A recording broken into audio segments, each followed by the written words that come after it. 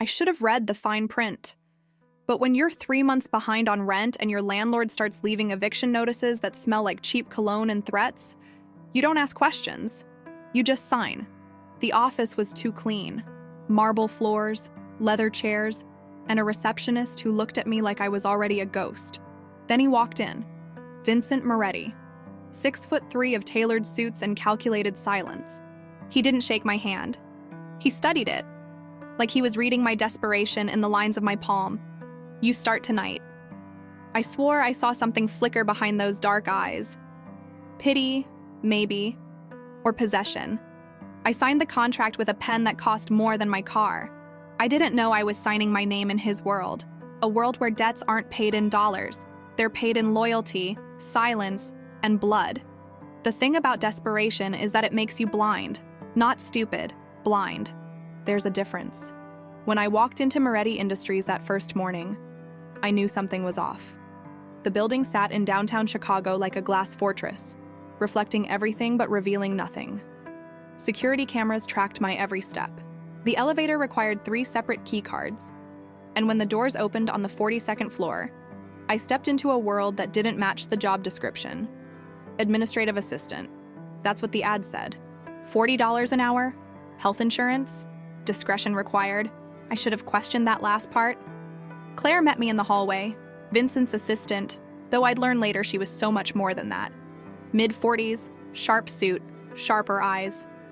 She handed me a badge, a laptop, and a look that said she'd already decided I wouldn't last the week. 3 rules. Never ask what's in the envelopes. Never open the office doors without knocking. And never look Vincent Moretti in the eye unless he asks you a direct question. I nodded. My bank account had $17 in it. I didn't have the luxury of questions. My first task seemed simple. Deliver a manila envelope to Vincent's office. I knocked twice. No answer. The logical part of my brain screamed at me to walk away, but I'd been following rules my whole life. And where had that gotten me? I opened the door. Vincent stood by the windows, phone to his ear, his voice soft and terrifying. I don't care if he has a family, Marco. He knew the terms. Make it clean. The envelope slipped from my hand. He turned slowly. His eyes found mine. Dark, assessing, knowing. For 3 seconds, neither of us moved. Then he ended his call with one word. Done. He crossed the room, picked up the envelope, handed it back. His fingers brushed mine. They were cold. In this building, Maya, closed doors stay closed. But now that you've opened this one, you're going to wish you'd kept it shut. I turned to leave, legs shaking. Maya, I stopped. Claire will move your things to the private floor. From now on, you work directly for me. And Maya, no one touches you. Pass that message along if anyone asks. The protection started the next morning. I woke to find a black SUV parked outside my apartment building. When I left for work, it followed. When I stopped for coffee, a man in a dark suit stood by the door. At the office, Vincent acted like nothing had changed. Polite, distant, absorbed in meetings behind closed doors. But everything had changed. My groceries appeared at my door, paid for. My landlord called to say my rent was handled for the year. When I tried to take the subway home, the SUV appeared, and a driver named Tommy opened the door. Mr. Moretti's orders, miss. That night, I found an envelope on my kitchen counter, inside my locked apartment. Inside was a photo of my ex-boyfriend, Derek, outside a bar downtown. Across his face, one word in red ink, stay. I called Vincent, hands shaking. Did you break into my apartment? I didn't break in. I own the building. You don't own me. A pause. Long enough that I could hear my own heartbeat. Tell me about the scar on your wrist, Maya. I hung up. But when I looked down at the thin white line I always hid with bracelets, I realized he'd been watching me more closely than I thought. He knew exactly why I was so desperate to stay invisible. My phone buzzed. Unknown number. The message made my blood run cold. He can't protect you from everyone, especially not from me. I tried to handle Derek on my own. Met him at a South Side diner, public and crowded. He looked the same, charming smile, empty eyes. He slid a photo across the table. Me, leaving Vincent's building. You think you upgraded? You just traded one monster for another. He grabbed my wrist, the scarred one, and squeezed. "You owe me, Maya, for wasting 3 years of my life." Before I could respond, Derek was yanked from his seat and slammed against the window.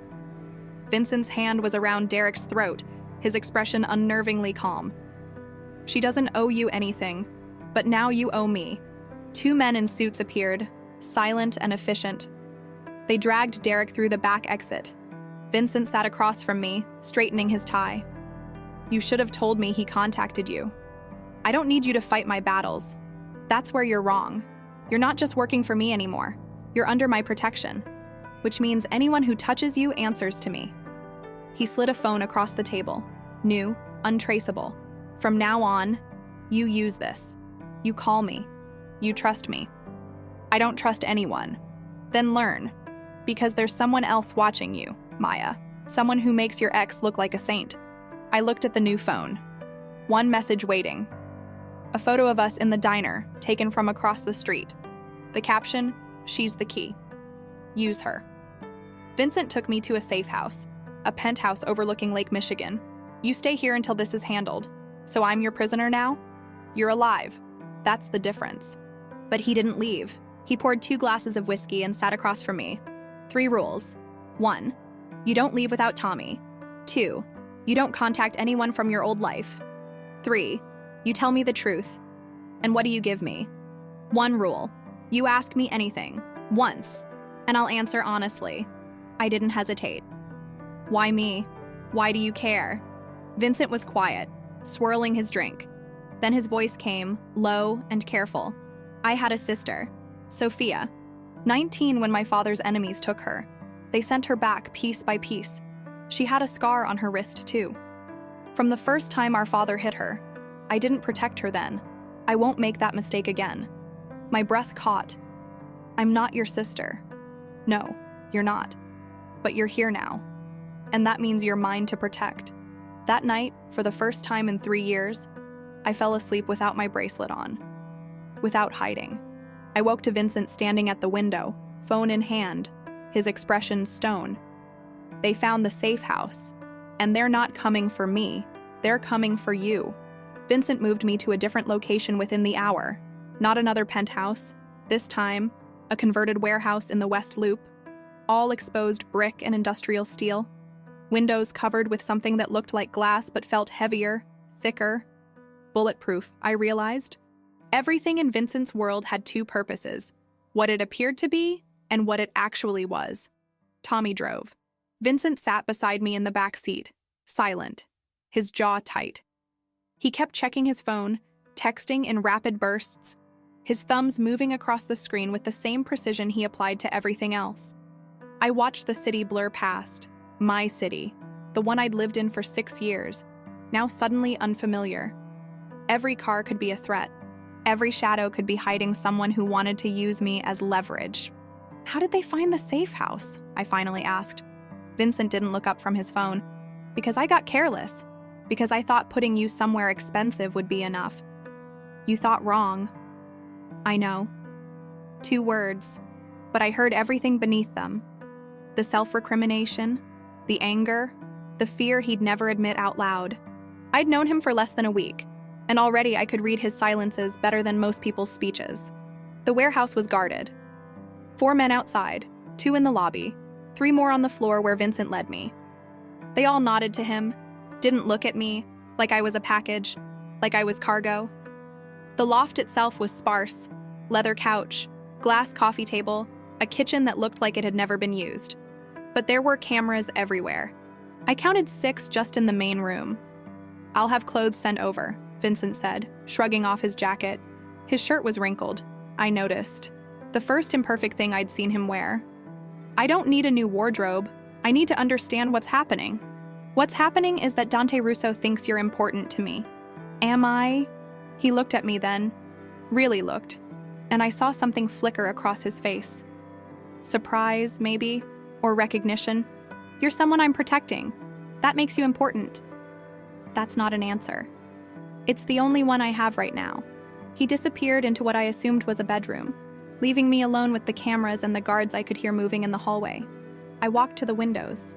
Those strange, heavy windows, and stared out at the Chicago skyline. From this height, the city looked peaceful, orderly, like it made sense. I pressed my palm against the glass.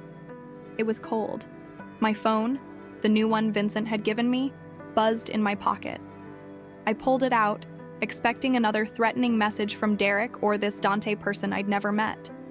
Instead, it was a text from Sarah, my Sarah, the roommate who'd helped me escape Derek 3 years ago, who'd let me sleep on her couch for 2 months, who'd driven me to the women's shelter at 3 in the morning when I finally admitted I needed help. The text was simple. Call me. Please. I'm worried. My finger hovered over her name. Vincent had said not to contact anyone from my old life. But Sarah wasn't my old life. She was the reason I had a new one. She'd saved me when I couldn't save myself. I called. She answered on the first ring. Maya? Oh my God. Maya, are you okay? I saw the news about that guy at the diner, and then I tried calling your old number, but it was disconnected. And I went to your apartment, but someone said you moved, and I didn't know if... Sarah, slow down. I'm fine. Are you? Because you don't sound fine. You sound like you're reading from a script. I closed my eyes. She always could hear through my lies. I took a new job. It's complicated. Complicated how? Maya. People are asking questions. Derek's friends came by my work yesterday. They wanted to know where you were. My blood went cold. What did you tell them? Nothing. I told them I hadn't seen you in months. But Maya, they didn't believe me. One of them followed me home. I had to call the police. Did they hurt you? No, but they scared me. And I'm not easily scared. I turned away from the window, suddenly aware of how exposed I was. Vincent emerged from the bedroom, now in a black t-shirt and jeans, and stopped when he saw my face. Sarah, I need you to listen to me. Go stay with your sister in Milwaukee. Today. Right now. What? Maya. What's going on? Please, just trust me. Pack a bag and leave the city. Don't tell anyone where you're going. Not Derek's friends, not your coworkers, no one. You're scaring me. Good. Be scared. Be safe. I'll explain everything when this is over. When what is over? Vincent was walking toward me now, his expression dark. I have to go. I love you, Sarah. Please leave Chicago. I hung up before she could argue.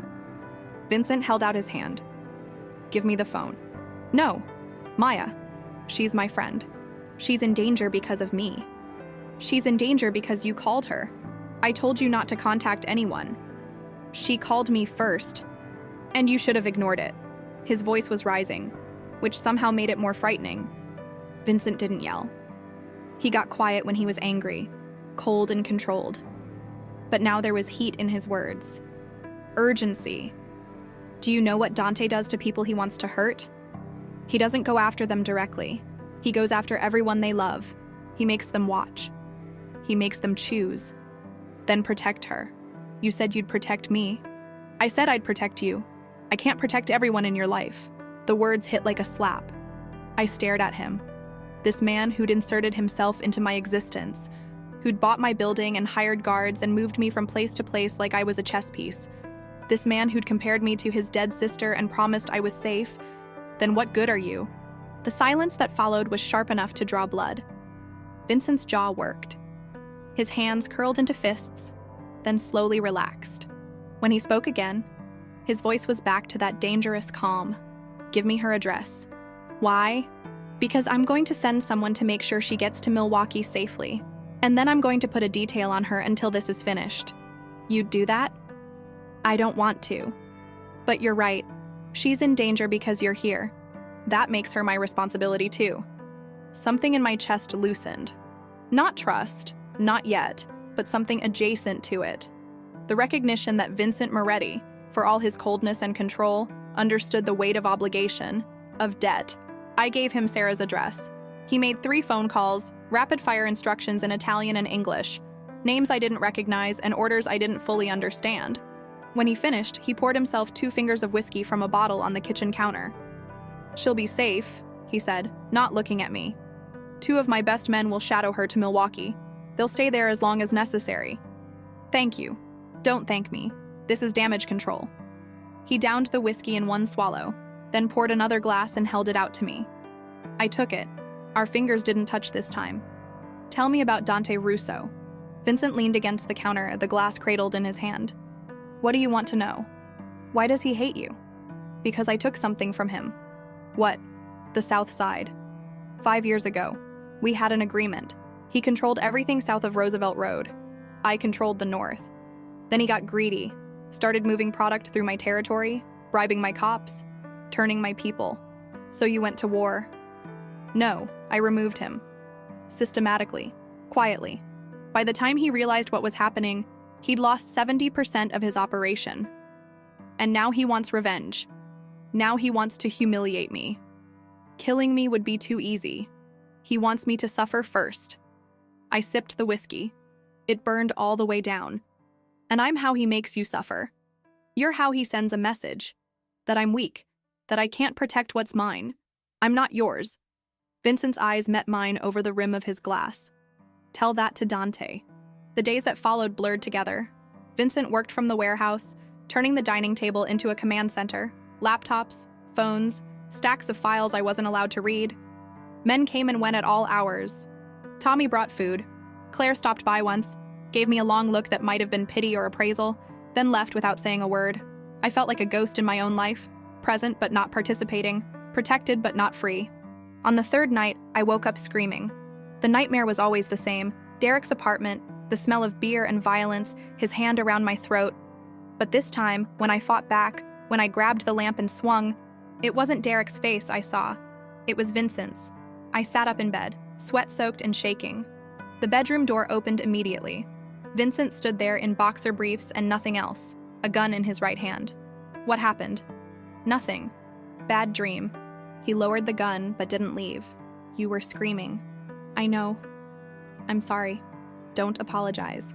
He holstered the gun in the waistband of his boxers, casually, like it was a phone, and sat on the edge of my bed. The mattress dipped under his weight.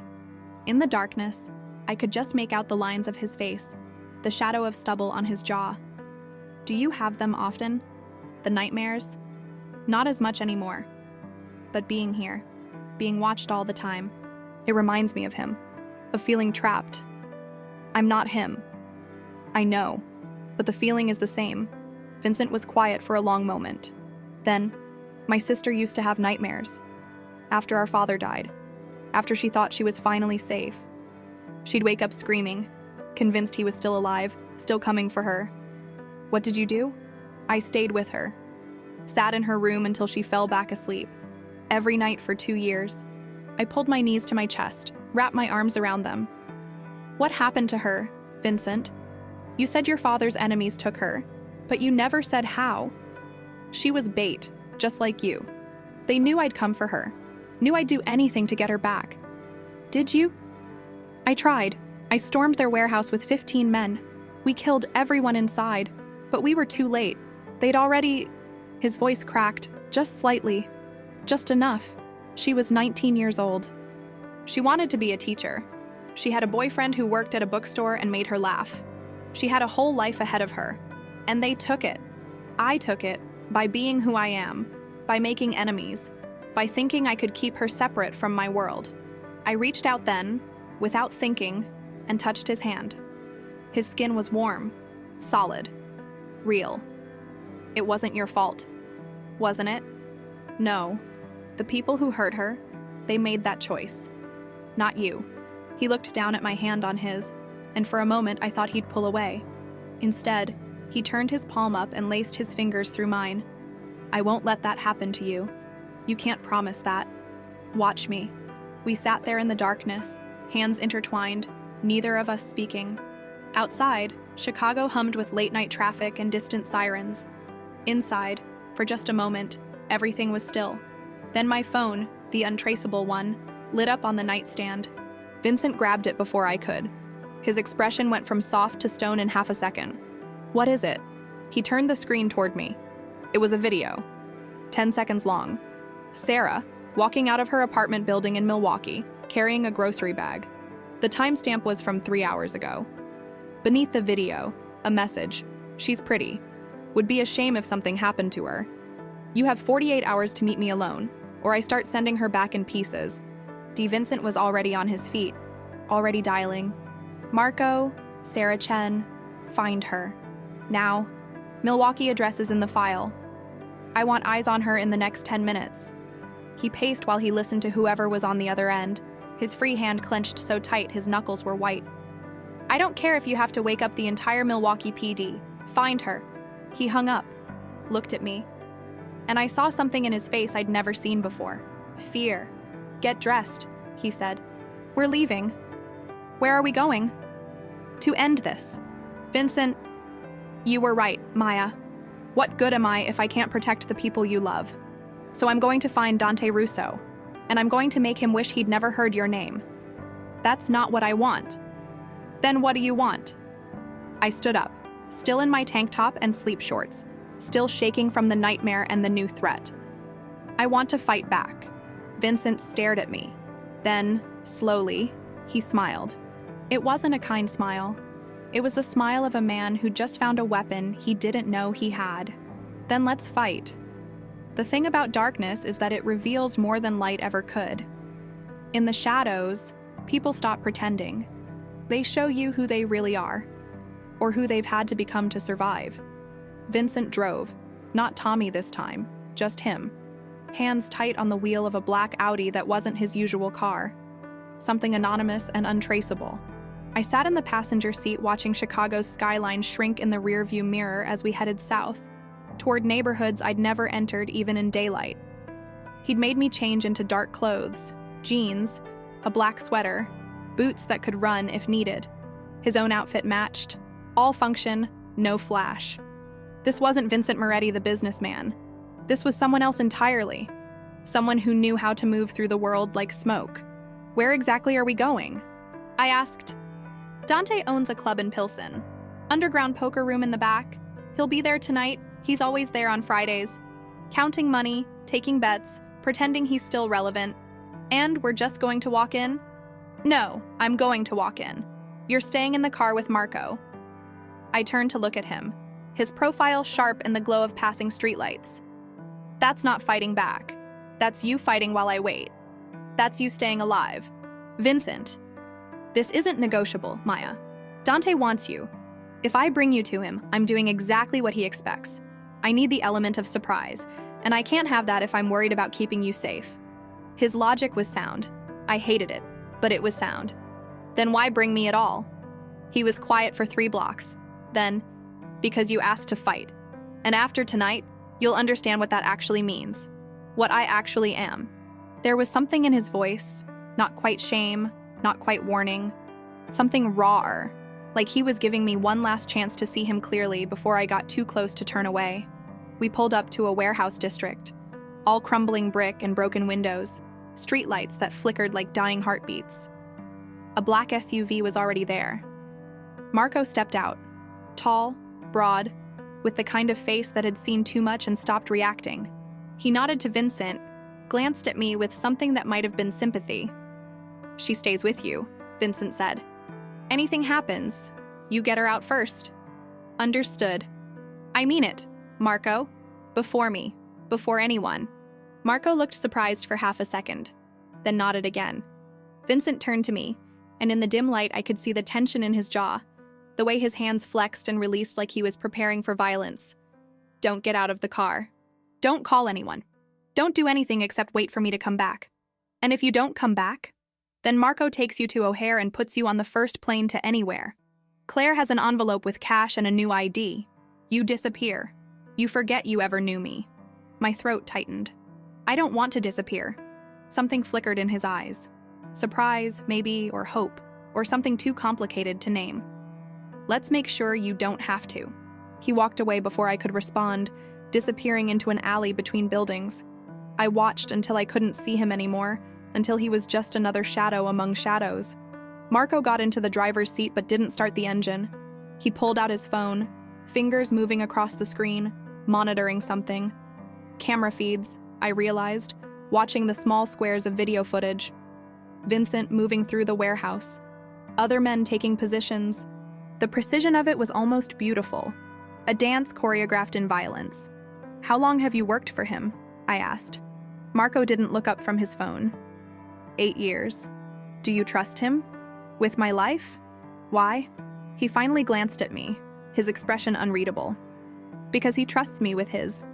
And in our world, that's rarer than you think.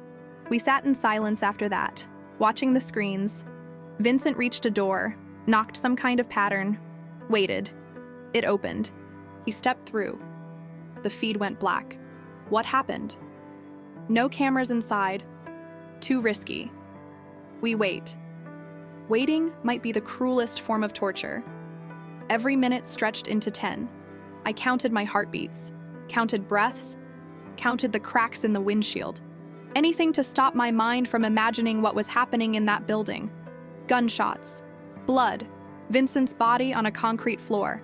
My phone buzzed. I pulled it out, hands shaking. Unknown number, of course. The message was a photo. Sarah, unconscious, tied to a chair. Her face was bruised, her lip was bleeding. Beneath it, "He's inside my club right now, but you're out there. Come alone, or she dies. You have 5 minutes." An address followed, 3 blocks away. I looked at Marco, still focused on his blank phone screens. I looked at the warehouse where Vincent had disappeared. I looked at Sarah's face, her closed eyes, the blood. I'd spent 3 years running from Derek. 3 years being afraid. 3 years letting other people fight my battles because I was too broken, too scared, too convinced I was only good at surviving. But Sarah had never run. When I showed up at her door with a split lip and nowhere to go, she hadn't hesitated. She'd pulled me inside, locked the door, called the police. She'd stood between me and the world until I was strong enough to stand on my own. Now it was my turn. I opened the car door as quietly as I could. "Where are you going?" Marco's voice was sharp. "Bathroom. There's a gas station on the corner." "No, you stay in the car." "I really need to go. Please, I'll be 2 minutes." He looked at me, calculating, then sighed. 2 minutes. I'm coming with you." "I'm not going to the bathroom with an audience." "Then you're not going." I forced myself to nod, to close the door, to wait. Marco went back to his phone. I counted to 30. Then I opened the door and ran. "Maya!" His shout echoed behind me, but I was already sprinting down the street, my boots pounding pavement, my lungs burning. I heard the SUV door slam, heard Marco running after me, but I had a head start and desperation is faster than duty. I turned a corner, another. The address burned in my mind. 2 blocks, 1 block. There, a building with blacked out windows, a single door with a flickering neon sign. Sanctuary. The irony would have been funny if I wasn't terrified. I pushed through the door. The club was exactly what I expected. Dim lighting, pulsing music, bodies moving in the darkness. But through the crowd I could see another door, metal and heavy, with 2 men standing guard. I walked toward it, my heart threatening to break through my ribs. "I'm here to see Dante Russo." One of the guards looked me up and down, then spoke into a radio. 30 seconds later, the door opened. The back room was quieter. Poker tables, leather booths, smoke hanging in the air like ghosts. And at the far end, in a booth that probably cost more than my car, sat a man I'd never met but recognized instantly. Dante Russo was handsome in the way cobras are beautiful, striking and deadly. Dark hair slicked back, expensive suit, smile that didn't reach his eyes. Those eyes found me across the room, and I watched his expression shift from surprise to satisfaction. "Maya Reyes, I was hoping you'd be smart." He gestured to the seat across from him. "Where's Sarah?" "Sit first. Manners, darling." I sat. My hands were shaking, so I pressed them against my thighs, tried to steady my breathing. "Now, where is she?" Dante pulled out his phone, tapped the screen, turned it toward me. Another video, Sarah, in the same room as the photo. But now her eyes were open, wide with fear. A man stood behind her, gun pressed to her head. "She's alive. For now. Whether she stays that way depends entirely on you. What do you want?" I want Vincent Moretti to understand that he's not untouchable, that he can't just take what he wants without consequences. And you, sweetheart, are the consequence. He leaned forward, elbows on the table, studying me like I was an equation he was trying to solve. "Here's what's going to happen. You're going to call Vincent. Tell him you left Marco. Tell him you're with me. And then you're going to watch while I prove to him that his protection means nothing. I won't. Then your friend dies. And it won't be quick. Dante's voice was casual, conversational, like he was discussing the weather. I'll send him videos, one every hour. Her fingers first, I think. Then toes. Then we'll get creative. Bile rose in my throat. Why? Why does it matter so much to hurt him? Because he hurt me. Because 5 years ago, Vincent Moretti decided he was king of the city, and everyone else was just visiting. Because he took my territory, my money, my respect, and he did it without even having the decency to kill me. He left me alive to watch my empire crumble. Dante's mask slipped then, just for a second. I saw the rage underneath, the wounded pride, the kind of anger that doesn't fade, it just ferments. So yes, I'm going to hurt him, through you, and he's going to have to choose his reputation or your life, his control or your safety. And either way, I win. The door burst open. Vincent stood there, flanked by 3 men, his gun drawn. His eyes found me immediately, and what I saw in them made my chest ache. Not anger, fear, raw, undisguised fear. Maya. Get away from him! Dante laughed, pulling his own gun in one smooth motion and pressing it against my ribs. I don't think so. She came here on her own, Vincent. Walked right in like a lamb to slaughter. Tell him, Maya, tell him how you ran away from Marco, how you chose to save your friend instead of trusting him. Vincent's gun didn't waver, but his jaw tightened. Let her go, Dante. This is between us. Everything is between us. That's the problem. You think you can just insert yourself into every corner of this city, every life, every choice, and face no consequences? I'll give you what you want. Money? Territory? Name it. I want you to suffer. I want you to know what it feels like to lose someone, to be powerless, to realize that all your money and all your men don't mean shit when it really matters. The gun dug harder into my ribs. I could feel Dante's hand shaking, not with fear, with fury. He was unstable, unpredictable, the most dangerous kind of enemy. Vincent's eyes met mine across the room. In that look, I saw an apology, a goodbye, a promise.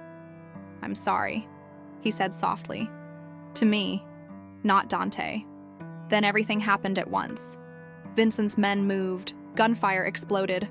Dante yanked me backward, using me as a shield. I felt the gun barrel slide from my ribs to my temple, felt his arm lock around my throat. Everyone stop. The room froze. 4 guns pointed at Dante. Dante's gun pointed at my head. Vincent stood perfectly still, his weapon trained on Dante's face. But I could see the calculation in his eyes, the impossible math. Could he take the shot before Dante pulled the trigger?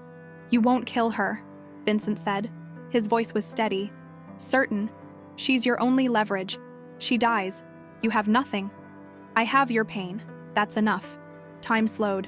I could hear my own heartbeat, could smell Dante's cologne, expensive and cloying, could feel Vincent's gaze on me, heavy with meaning I didn't fully understand. And then I remembered something Sarah told me once, after I finally left Derek. After the police reports and the restraining order and the nightmares, she'd said, the moment you stop seeing yourself as a victim, you become dangerous. I'd never understood what she meant. Not really. Until now. I went limp in Dante's arms. Sudden, complete dead weight. His grip loosened for just a second, surprised by the shift. It was enough. I drove my elbow backward into his ribs. Hard. The way Vincent had taught me during those long nights at the warehouse when I couldn't sleep and he couldn't either. Dante's arm released. I dropped. The gunshot rang out above my head. When I looked up, Dante was on the ground, clutching his shoulder. Vincent's men had him surrounded, and Vincent was crossing the room toward me, holstering his gun, his hands already reaching. He pulled me to my feet, his touch gentle despite the violence still echoing in the air. Are you hurt? I shook my head, unable to speak. Maya, are you hurt? No, but Sarah is safe. Marco found her 20 minutes ago. She's at Northwestern Hospital being treated. She's going to be fine. The relief hit me like a wave. My knees buckled. Vincent caught me, held me up, his arms solid and warm and real. You ran, he said, and there was no anger in his voice, just exhaustion, just fear still fading. You ran, and I thought, I know, I'm sorry, I know. He understood. Of course he did. He'd lost someone he loved because he couldn't protect her. He'd spent 5 years making sure it never happened again, and I'd almost become the proof that it could. Dante laughed from the floor, blood seeping through his fingers. This isn't over, Moretti. You think one bullet changes anything? I have people everywhere, in your organization, in your life, and they're going to... Vincent moved so fast I almost missed it. He crossed the room, crouched next to Dante, and pressed his gun against the man's forehead. You're wrong. This is over. Because I'm done playing games with you. I'm done pretending there are rules. You came after someone I care about, and that was your last mistake. So kill me. Prove you're the monster everyone says you are. For a long moment, Vincent didn't move. I could see the war playing out behind his eyes. The person he'd been, the person he was, the person he was afraid of becoming. Then he stood up. No, I'm not giving you the easy way out. You're going to live. And you're going to watch while I dismantle everything you have left. Every ally. Every dollar. Every shred of respect. And when you're broken and alone and begging for death, then you'll understand what you took from me. He turned back to me, holstered his gun again. Marco's outside with the car. He's going to take you to the hospital to see Sarah. I'll meet you there after I clean this up. Vincent, I need to know you're safe. Maya, please, just let me know you're safe. There was something in his voice I'd never heard before. Vulnerability. Need. The kind of raw honesty that only comes after you've almost lost everything. I nodded. Marco appeared in the doorway, looking relieved and furious in equal measure. He walked me out through the club, through the crowd still dancing like violence hadn't just erupted 20 feet away. Outside, the air was cold and clean and real. Don't ever do that again, Marco said as he opened the car door. I won't. Good. Because the boss almost put a bullet through Dante's head the second you disappeared. I've never seen him that scared. I slid into the back seat, my whole body shaking now that the adrenaline was fading. He cares about me. He loves you. There's a difference.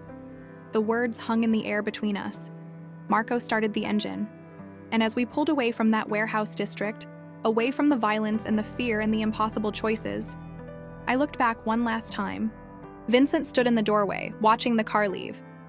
Even from a distance, I could see the tension in his shoulders, the weight of what had almost happened.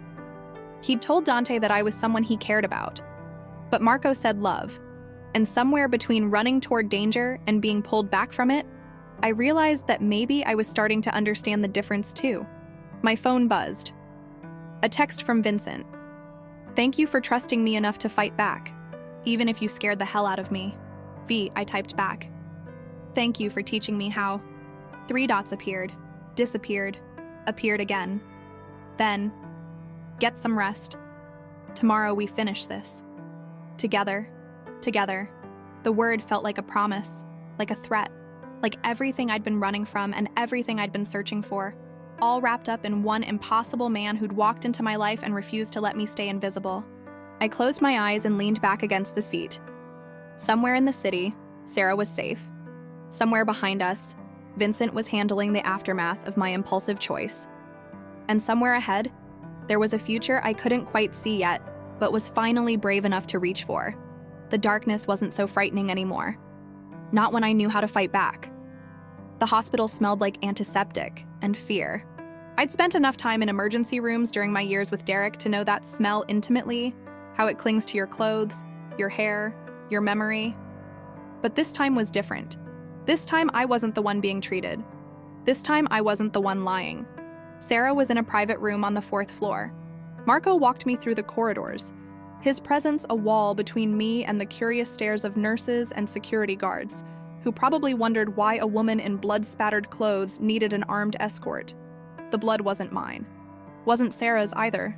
It was Dante's, sprayed across my sleeve when Vincent's bullet found its mark. I should have been more disturbed by that, by the violence, by how quickly I'd become accustomed to guns and threats, and men who spoke in bullets instead of words. But all I could think about was whether Sarah would forgive me for dragging her into this, for letting my mess become her nightmare. Marco stopped outside room 412.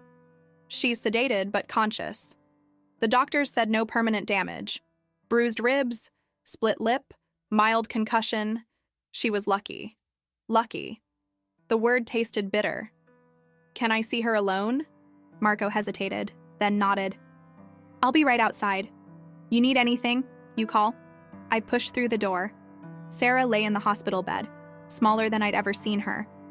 Sarah, who was always larger than life, always laughing, always the first person to call bullshit when the world tried to convince you that you deserved less than everything. Now she looked fragile, breakable, human in a way that made my chest tight. Her eyes opened when she heard me enter. For a moment, neither of us spoke. Then her face crumpled. Maya. I crossed the room in 3 steps and wrapped my arms around her as carefully as I could, mindful of her injuries, terrified I might break her further just by touching her. I'm so sorry. Sarah, I'm so sorry. Stop. She pulled back, gripping my hands with a strength that surprised me. This wasn't your fault. It was... They took you because of me. Because some psychopath wanted to hurt someone else and decided I was expendable collateral. That's not on you, Maya. That's on him. Her voice was fierce despite the split lip, despite the bruises blooming purple across her cheekbone. This was the Sarah I knew. The one who'd stared down Derek when he showed up drunk at her apartment looking for me. The one who'd told the police exactly what she'd witnessed, even when Derek's lawyer tried to intimidate her into silence. The man who took you, I said carefully. Did he hurt you? Did he... No. She understood what I was asking. He scared me, hit me twice when I tried to fight back. But that was it. Your friend's people got there before anything worse could happen. Your friend, not boyfriend, not boss, friend. The word felt simultaneously too small and too big for what Vincent was becoming to me. He's not really my friend. Then what is he? I sat on the edge of her bed, suddenly exhausted. I don't know. My employer. My protector. The reason I'm in this mess and the reason I'm still alive, it's complicated. Complicated is you dating a vegan when you hate vegetables. This is something else entirely. Despite everything. I laughed. It came out shaky and slightly hysterical, but it was real. Yeah, it's definitely something else. Sarah studied my face with the intensity of someone who'd known me long enough to read the things I didn't say out loud. You care about him. It wasn't a question. I don't want to. But you do. I looked down at my hands, still stained with someone else's blood. He reminds me of what I was running from. The control. The way he makes decisions about my life without asking. But he's also different. He listens. He sees me. Not the broken version of me that Derek created, but the person I'm trying to become. Maya. I met her eyes. Just because someone sees you doesn't mean they own you. You know that, right? The words hit deeper than she probably intended. That was the question, wasn't it? The line I kept trying to draw between Vincent's protection and possession, between safety and surrender. I know. Do you? Because from where I'm sitting, you walked into a mobster's trap to save me. That's either the bravest thing you've ever done or the most self-destructive, and I'm worried it's both. Before I could respond, the door opened. Vincent stood in the doorway, still in the same clothes from the warehouse, though someone had clearly tried to clean the blood off. His eyes found mine first, always first, then moved to Sarah. Miss Chen, I'm Vincent Moretti. I apologize for not introducing myself under better circumstances. Sarah's expression was unreadable. You're the reason I'm in this hospital. Yes, no excuses, no deflection, just acknowledgement. I watched Sarah process this, watched her recalibrate her assessment of him. And you're also the reason I'm alive. That too. She looked between us, me with my blood-stained sleeves, him with his careful distance, and something clicked in her expression. Understanding. Or maybe just recognition of something she'd been seeing for weeks, but I'd been too scared to name. Can I talk to Maya alone for a minute? Vincent nodded and stepped back into the hallway without argument. The door clicked shut. Sarah waited exactly 3 seconds. You're in love with him. What? No, I barely know him. You barely knew me when I took you in, and you told me 3 days later that I'd saved your life. Time doesn't matter when you recognize someone who changes everything. My throat tightened. It's not love, it's survival. I needed a job, he gave me one. I needed protection, he provided it. That's not love, Sarah. That's transaction. Then why are you crying? I touched my face. She was right. Tears I hadn't noticed were sliding down my cheeks, hot and honest and impossible to explain away. Because I'm tired. Because you almost died. Because I don't know how to exist in this world he's pulled me into. Or maybe because you're terrified that this is what you've been looking for your whole life, and now that you've found it, you don't think you deserve it. The truth of it knocked the air from my lungs. Sarah reached for my hand. I spent 2 years watching you put yourself back together after Derek. Watched you learn to sleep without nightmares. Watched you start to believe you were worth saving. And Maya, you are. You're worth everything. But you have to decide what kind of life you want. Not what you think you deserve. What you actually want. I don't know what I want. Yes, you do. You're just scared to say it out loud. The door opened again. Marco this time, looking apologetic. Miss Reyes, Mr. Moretti asked me to bring you. There's been a development. I stood, squeezed Sarah's hand once more. I'll come back tomorrow. Promise. Maya.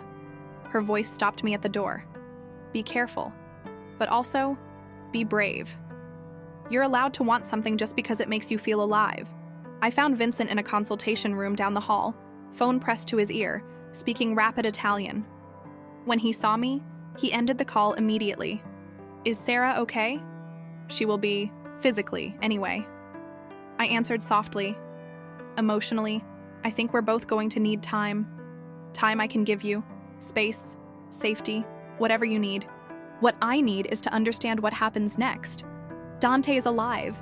He's wounded, but alive, which means this isn't over. Vincent leaned against the wall, suddenly looking as exhausted as I felt. Dante's going to prison. The federal prosecutor has been building a case against him for 2 years. I just gave them everything they needed to make it stick. Within 48 hours, he'll be arraigned on racketeering, kidnapping, attempted murder. He won't see daylight for 20 years. Just like that. Just like that. And the fact that you shot him? Self-defense. You were being held at gunpoint. I have 6 witnesses who will testify to that, including 3 of Dante's own men who decided their loyalty wasn't worth dying for. The efficiency of it should have impressed me. Instead, it made me wonder how many times Vincent had done this before. How many enemies he'd neutralized with the same calculated precision. You had this planned. All of it. You knew I'd run. You knew I'd go to Dante. You used me as bait. His expression flickered. Guilt, maybe, or something close to it. No. I knew you'd try to save Sarah. I know what that kind of loyalty looks like. I was counting on it, yes. But I wasn't using you, Maya. I was trusting you to survive long enough for me to get there. That's the same thing. It's not. Using you would have meant I didn't care if you got hurt. Trusting you meant I believed you were strong enough to handle it until I could reach you. There's a difference. I wanted to argue, wanted to be angry, but I was too tired, and he was too close.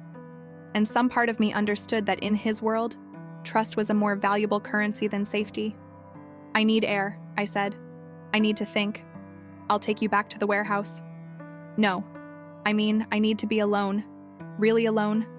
No guards, no cameras, no one watching my every move. Something crossed his face.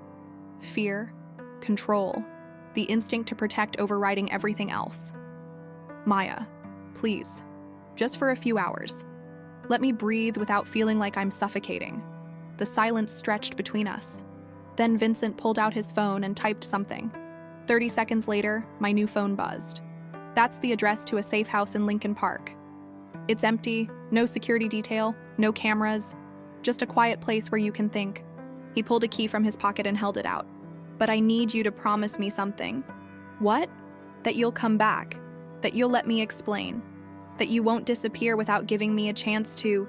He stopped, started again. I'm not good at this, at caring about someone, at letting someone matter. But you do, Maya. You matter. And I need to know that when you're done thinking, you'll come back so we can figure out what that means. I took the key. Our fingers brushed, and even that small contact sent electricity through my exhausted body. I'll come back. Promise? I promise. He studied my face like he was memorizing it, like he thought this might be the last time he saw me and wanted to carry the image with him. Then he stepped back, giving me the space I'd asked for even though I could see how much it cost him. Tommy will drive you. He'll wait outside, just in case. Vincent, non-negotiable. I'm giving you space, not risking your life. Fair enough. The ride to Lincoln Park was silent. Tommy seemed to understand I didn't want conversation, and I was grateful for it. The safe house was a brownstone on a tree-lined street, the kind of place that whispered old money and quiet secrets. Inside, it was furnished simply but elegantly. Leather couch, working fireplace, bookshelves filled with actual books. It felt like a home. Not Vincent's carefully controlled penthouse or the industrial warehouse where I'd been living. A real home. I poured myself a glass of water and sat on the couch, finally allowing myself to feel everything I'd been holding back. The fear, the anger, the confusion, the growing, terrifying realization that Sarah was right. I was falling for a man who lived in a world of violence and control, and some part of me didn't want to stop falling. My phone buzzed. Vincent, take all the time you need. I'll be here when you're ready. Then another message. 3 rules. That's what we agreed on before. I think we need new ones. Rules that protect both of us. Will you hear me out when you come back? I stared at the message for a long time. Rules, boundaries, the things that kept people safe from each other and from themselves. Derek had rules too.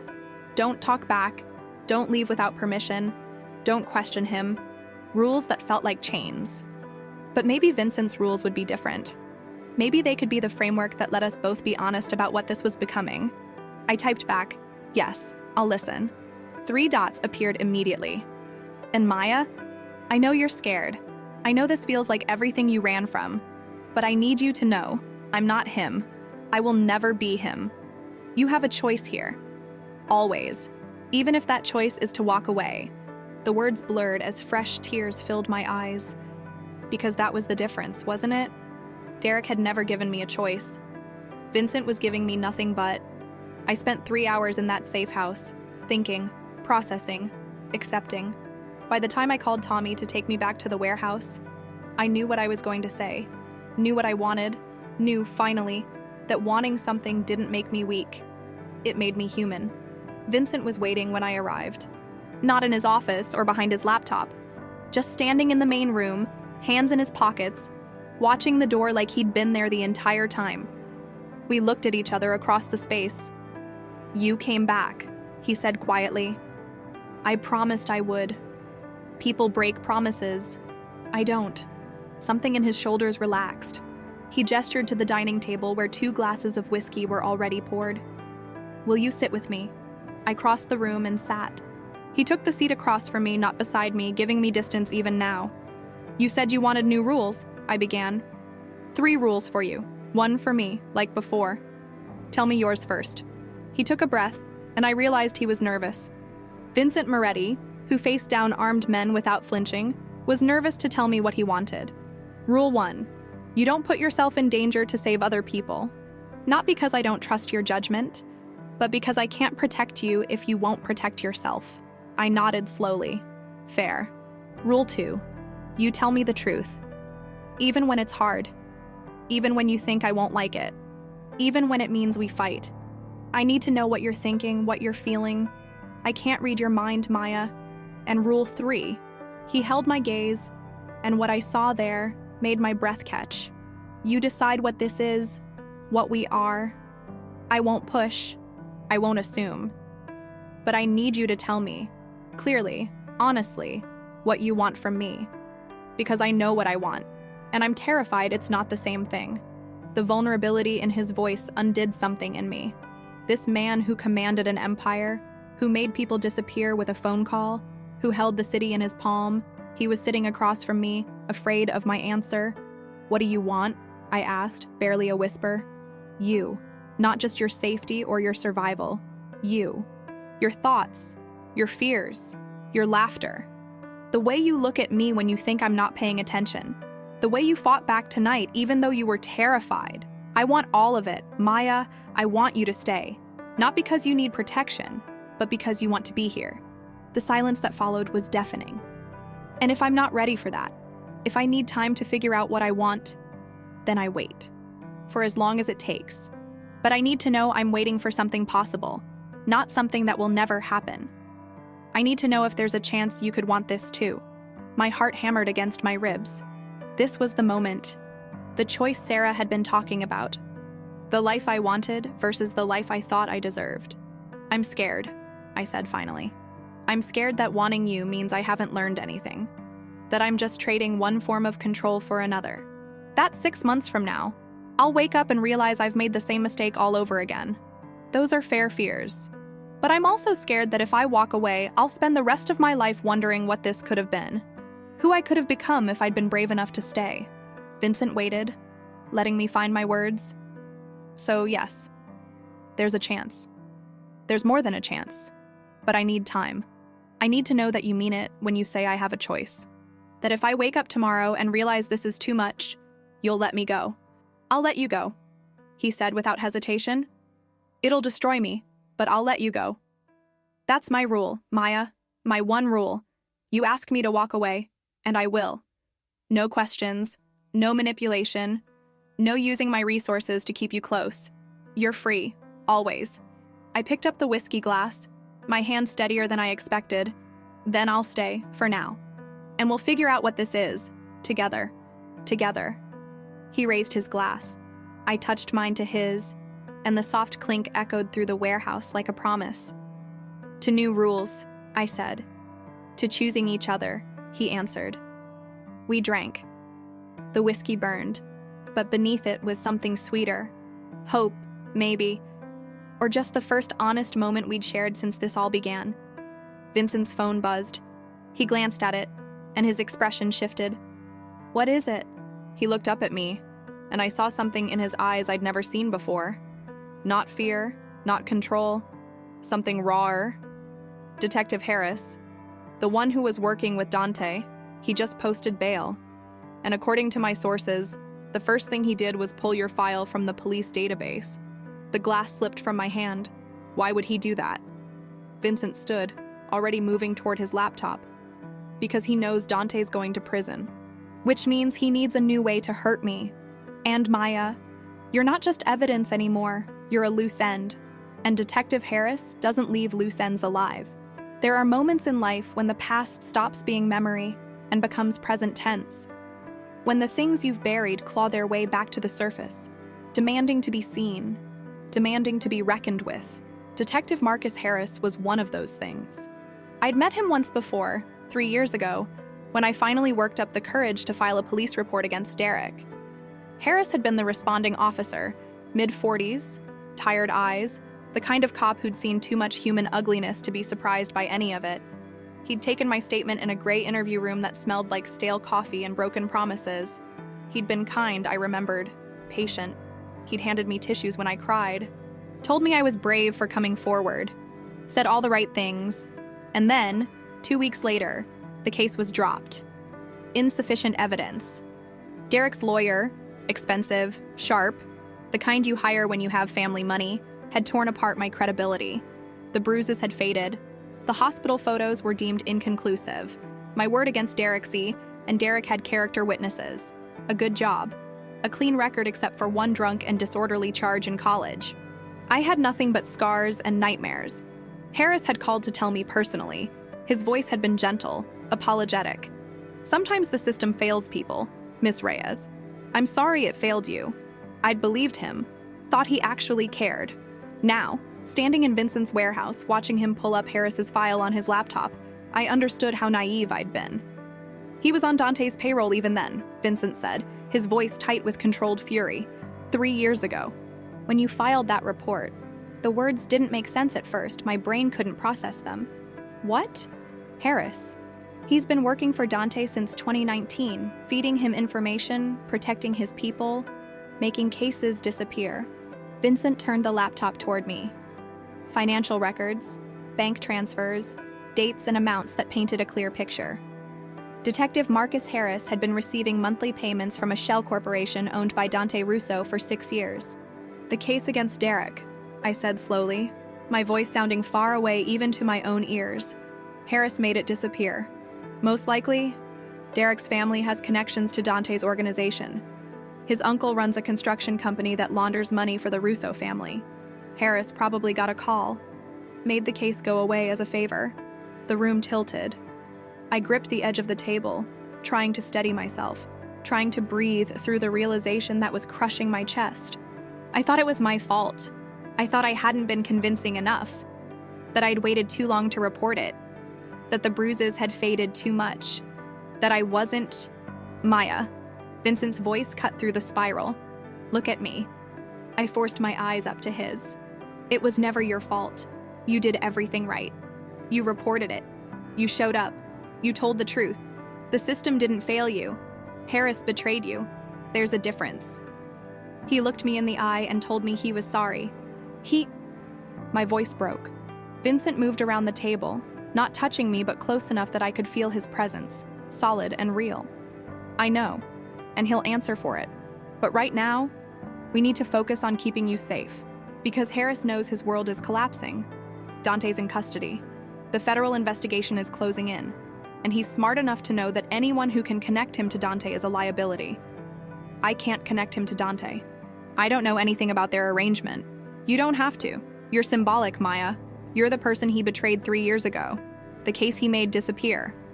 If federal investigators start digging into your file, start asking why a clear-cut domestic violence case was dropped, they'll find the connections. Your evidence of his corruption, and evidence gets eliminated. The clinical way he said it, evidence gets eliminated, made it real in a way that turned my fear into something sharper. Something that felt almost like rage. So what do we do? Vincent's phone rang before he could answer. He glanced at the screen, and his expression shifted into something I'd come to recognize. Controlled alarm. It's Claire. He answered on speaker. Talk to me. Claire's voice came through crisp and urgent. Harris just left the police station. He's not going home. He's heading south on Lakeshore Drive. Vincent. He's going toward Maya's old apartment. Sarah's not there anymore.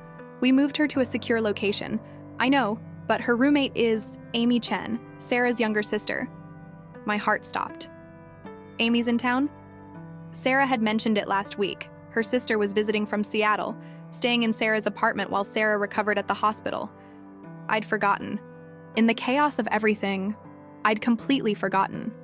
Vincent was already moving, grabbing his jacket, his gun, barking orders into his phone. Marco, get the car.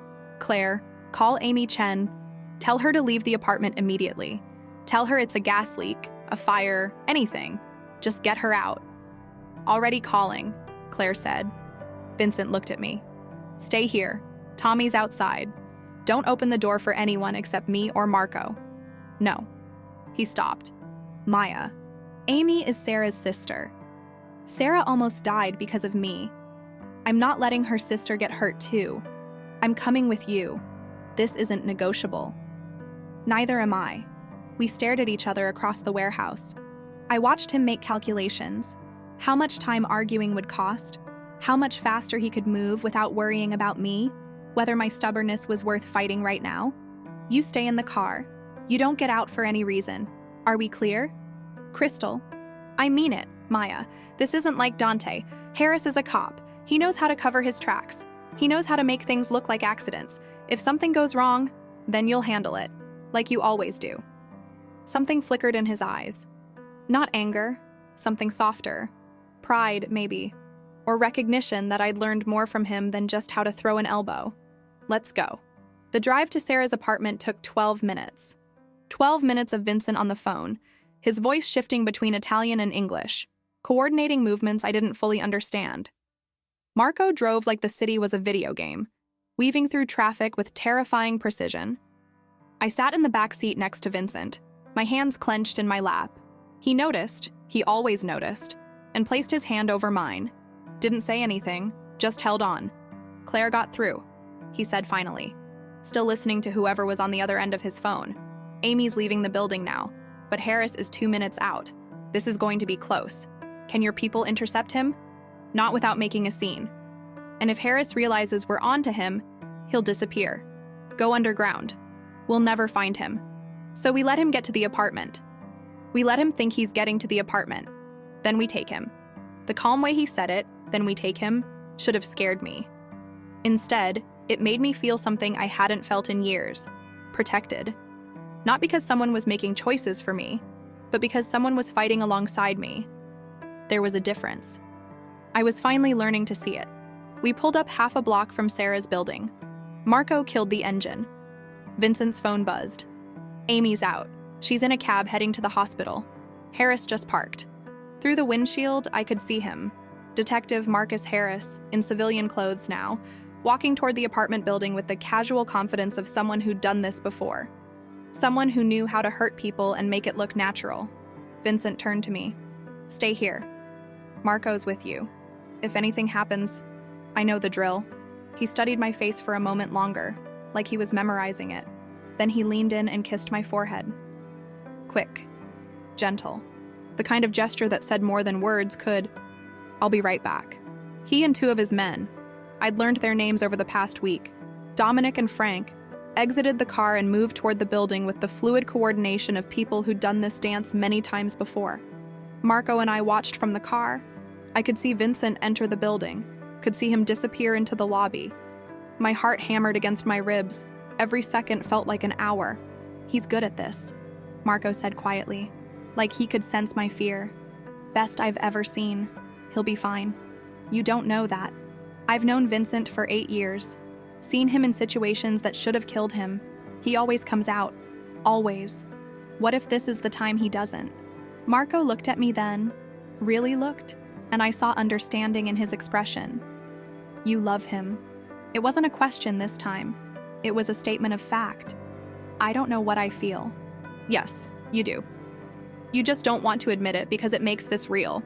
Makes it something you could lose. Before I could respond, my phone buzzed. Unknown number. Again.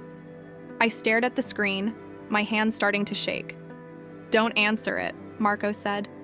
But I already knew I had to. Knew, somehow, that this was important. I answered on speaker. Maya Reyes. Derek's voice came through, and it was like being dunked in ice water. I've been trying to reach you. How did you get this number? You'd be surprised what you can find out when you ask the right people the right questions, or when you pay them the right amount of money. Marco was already texting someone, Vincent, probably, or Claire. What do you want, Derek? I want to help you. Believe it or not, I don't want to see you get hurt. You spent 3 years hurting me. I spent 3 years loving you. There's a difference. You just couldn't see it because you were too weak, too afraid. But I've been watching you, Maya, watching you with him, and I have to say, I'm impressed. You've gotten stronger, smarter, almost like a completely different person. The praise felt like poison. Stay away from me. I can't do that. See, Detective Harris is an old friend of my family, and he's very upset right now. Very worried that you're going to ruin his career, destroy his life, just like you tried to destroy mine. You filed that police report, didn't you? Told all those lies about me. Made me look like a monster when all I ever did was love you. Harris protected me then. He's going to protect me now. And unfortunately for you, protecting me means making sure you can't testify about anything. Can't connect any dots. Can't. Gunshots. 3 of them. Sharp and unmistakable. From inside the apartment building. Marco was out of the car before I could stop him, gun drawn, running toward the entrance. Derek's laughter came through my phone, tinny and cruel. Sounds like things are getting exciting. You should probably go check on your boyfriend, Maya. Make sure he's okay. Make sure Detective Harris didn't... I hung up. My hands were shaking so badly I almost dropped the phone. Every instinct screamed at me to run into that building, to find Vincent, to make sure he was alive. But I'd promised to stay in the car, promised to trust him, promised to let him protect me without making it harder by putting myself in danger. I lasted 45 seconds. Then I was out of the car and running. The lobby was empty. I could hear shouting from upstairs. Sarah's apartment was on the 3rd floor, and I took the stairs 2 at a time, my breath coming in gasps, my vision narrowing to a single point. Vincent. I had to get to Vincent. The apartment door was open. I pushed through and froze. Vincent was on the floor, his hand pressed to his shoulder, blood seeping between his fingers. Dominic and Frank had Harris pinned against the wall, the detective's face pressed into the plaster, his arms wrenched behind his back. Marco stood over Vincent, already on the phone with what I assumed was 911. Vincent's eyes found mine across the room. Relief flickered across his face, followed immediately by anger. "I told you to stay in the car. You're bleeding." "I'm fine." "You're not fine. I crossed the room and dropped to my knees beside him, my hands hovering over his shoulder, afraid to touch him, afraid I'd make it worse. "It's a graze," he said through gritted teeth. "Bullet caught the edge. Looks worse than it is. You were shot. I've been shot before. This is nothing." The casual way he said it, "I've been shot before," made something in me snap. All the fear I'd been holding back, all the terror of the past week, came rushing out in a wave I couldn't control. "Nothing. You were shot, Vincent. You could have died. You could have, but I didn't. I'm here. I'm okay." "You're not okay. None of this is okay." My voice was too loud, too raw, echoing off the walls of Sarah's apartment. Everyone was staring at me. Marco, Dominic, Frank, even Harris from his position against the wall. Vincent reached up with his good hand and cupped my face. "Maya, breathe." I can't breathe. I can't. "Yes, you can. Look at me. Just look at me." I forced my eyes to his, dark and steady and alive. He was alive. "I'm okay. I promise." "I'm okay. You promise?" "I promise." The paramedics arrived then, a flurry of activity and medical equipment. They tried to move me aside, but Vincent's hand stayed on my face. "She stays," he told them. His voice left no room for argument. They worked around me, cleaning the wound, confirming it was indeed just a graze, nothing vital hit. All the while, Vincent kept his eyes on mine, kept me grounded, kept me from spiraling. The police arrived next. Real police, not corrupt detectives on Dante's payroll. Marco handled them, explained the situation in careful, legally sound language. Harris was taken away in handcuffs, shouting about lawyers and false arrest and police brutality. Vincent was loaded onto a stretcher despite his protests. "I can walk," he insisted.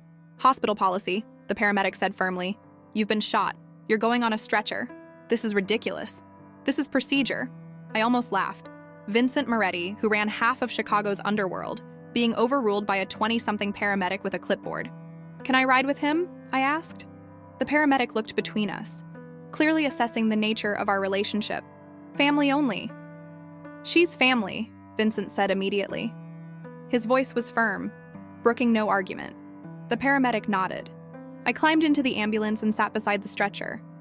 Vincent's good hand found mine, laced our fingers together. "You broke your promise," he said as the doors closed. "You were supposed to stay in the car. You got shot. Rules don't apply when you get shot. That's not how rules work." "That's exactly how rules work." He smiled despite the pain, despite everything. "Fair enough." The ambulance started moving, sirens wailing. I watched the city blur past through the small windows, watched the life we'd been living for the past week recede into something that felt almost like a bad dream. Except it wasn't a dream. The blood on Vincent's shoulder was real. The fear in my chest was real. The way his thumb was tracing circles on my palm was real. "Derek called me," I said quietly. "Right before the shooting. He knew Harris was here. He knew what was going to happen." Vincent's expression darkened. "Did he threaten you?" "Not directly, but he's involved. Vincent. He and Harris are working together. They've been planning this." "I know. Marco texted me during the call. We're tracking Derek's location now. He'll be in custody by morning." "And then what?" "They go to prison. We testify. This all just ends?" Vincent was quiet for a long moment, and when he spoke, his voice was softer than I'd ever heard it. "No, it doesn't end. Not completely. There will always be another threat, another enemy, another person who wants to use you to hurt me. That's the reality of my world, Maya. That's what you're signing up for if you stay." The words hung in the air between us, heavy with meaning.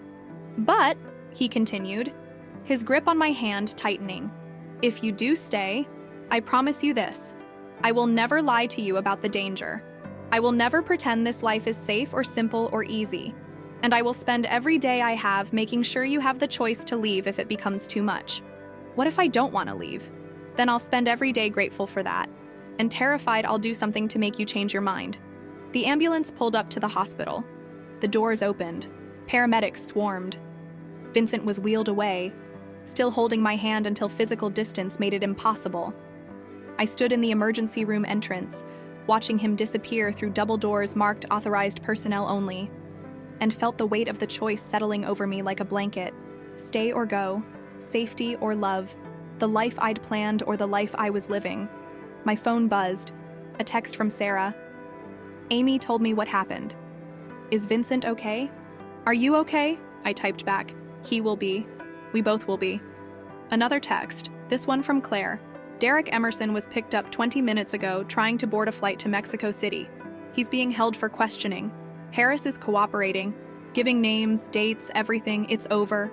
Maya, you're safe now. Safe. The word felt foreign.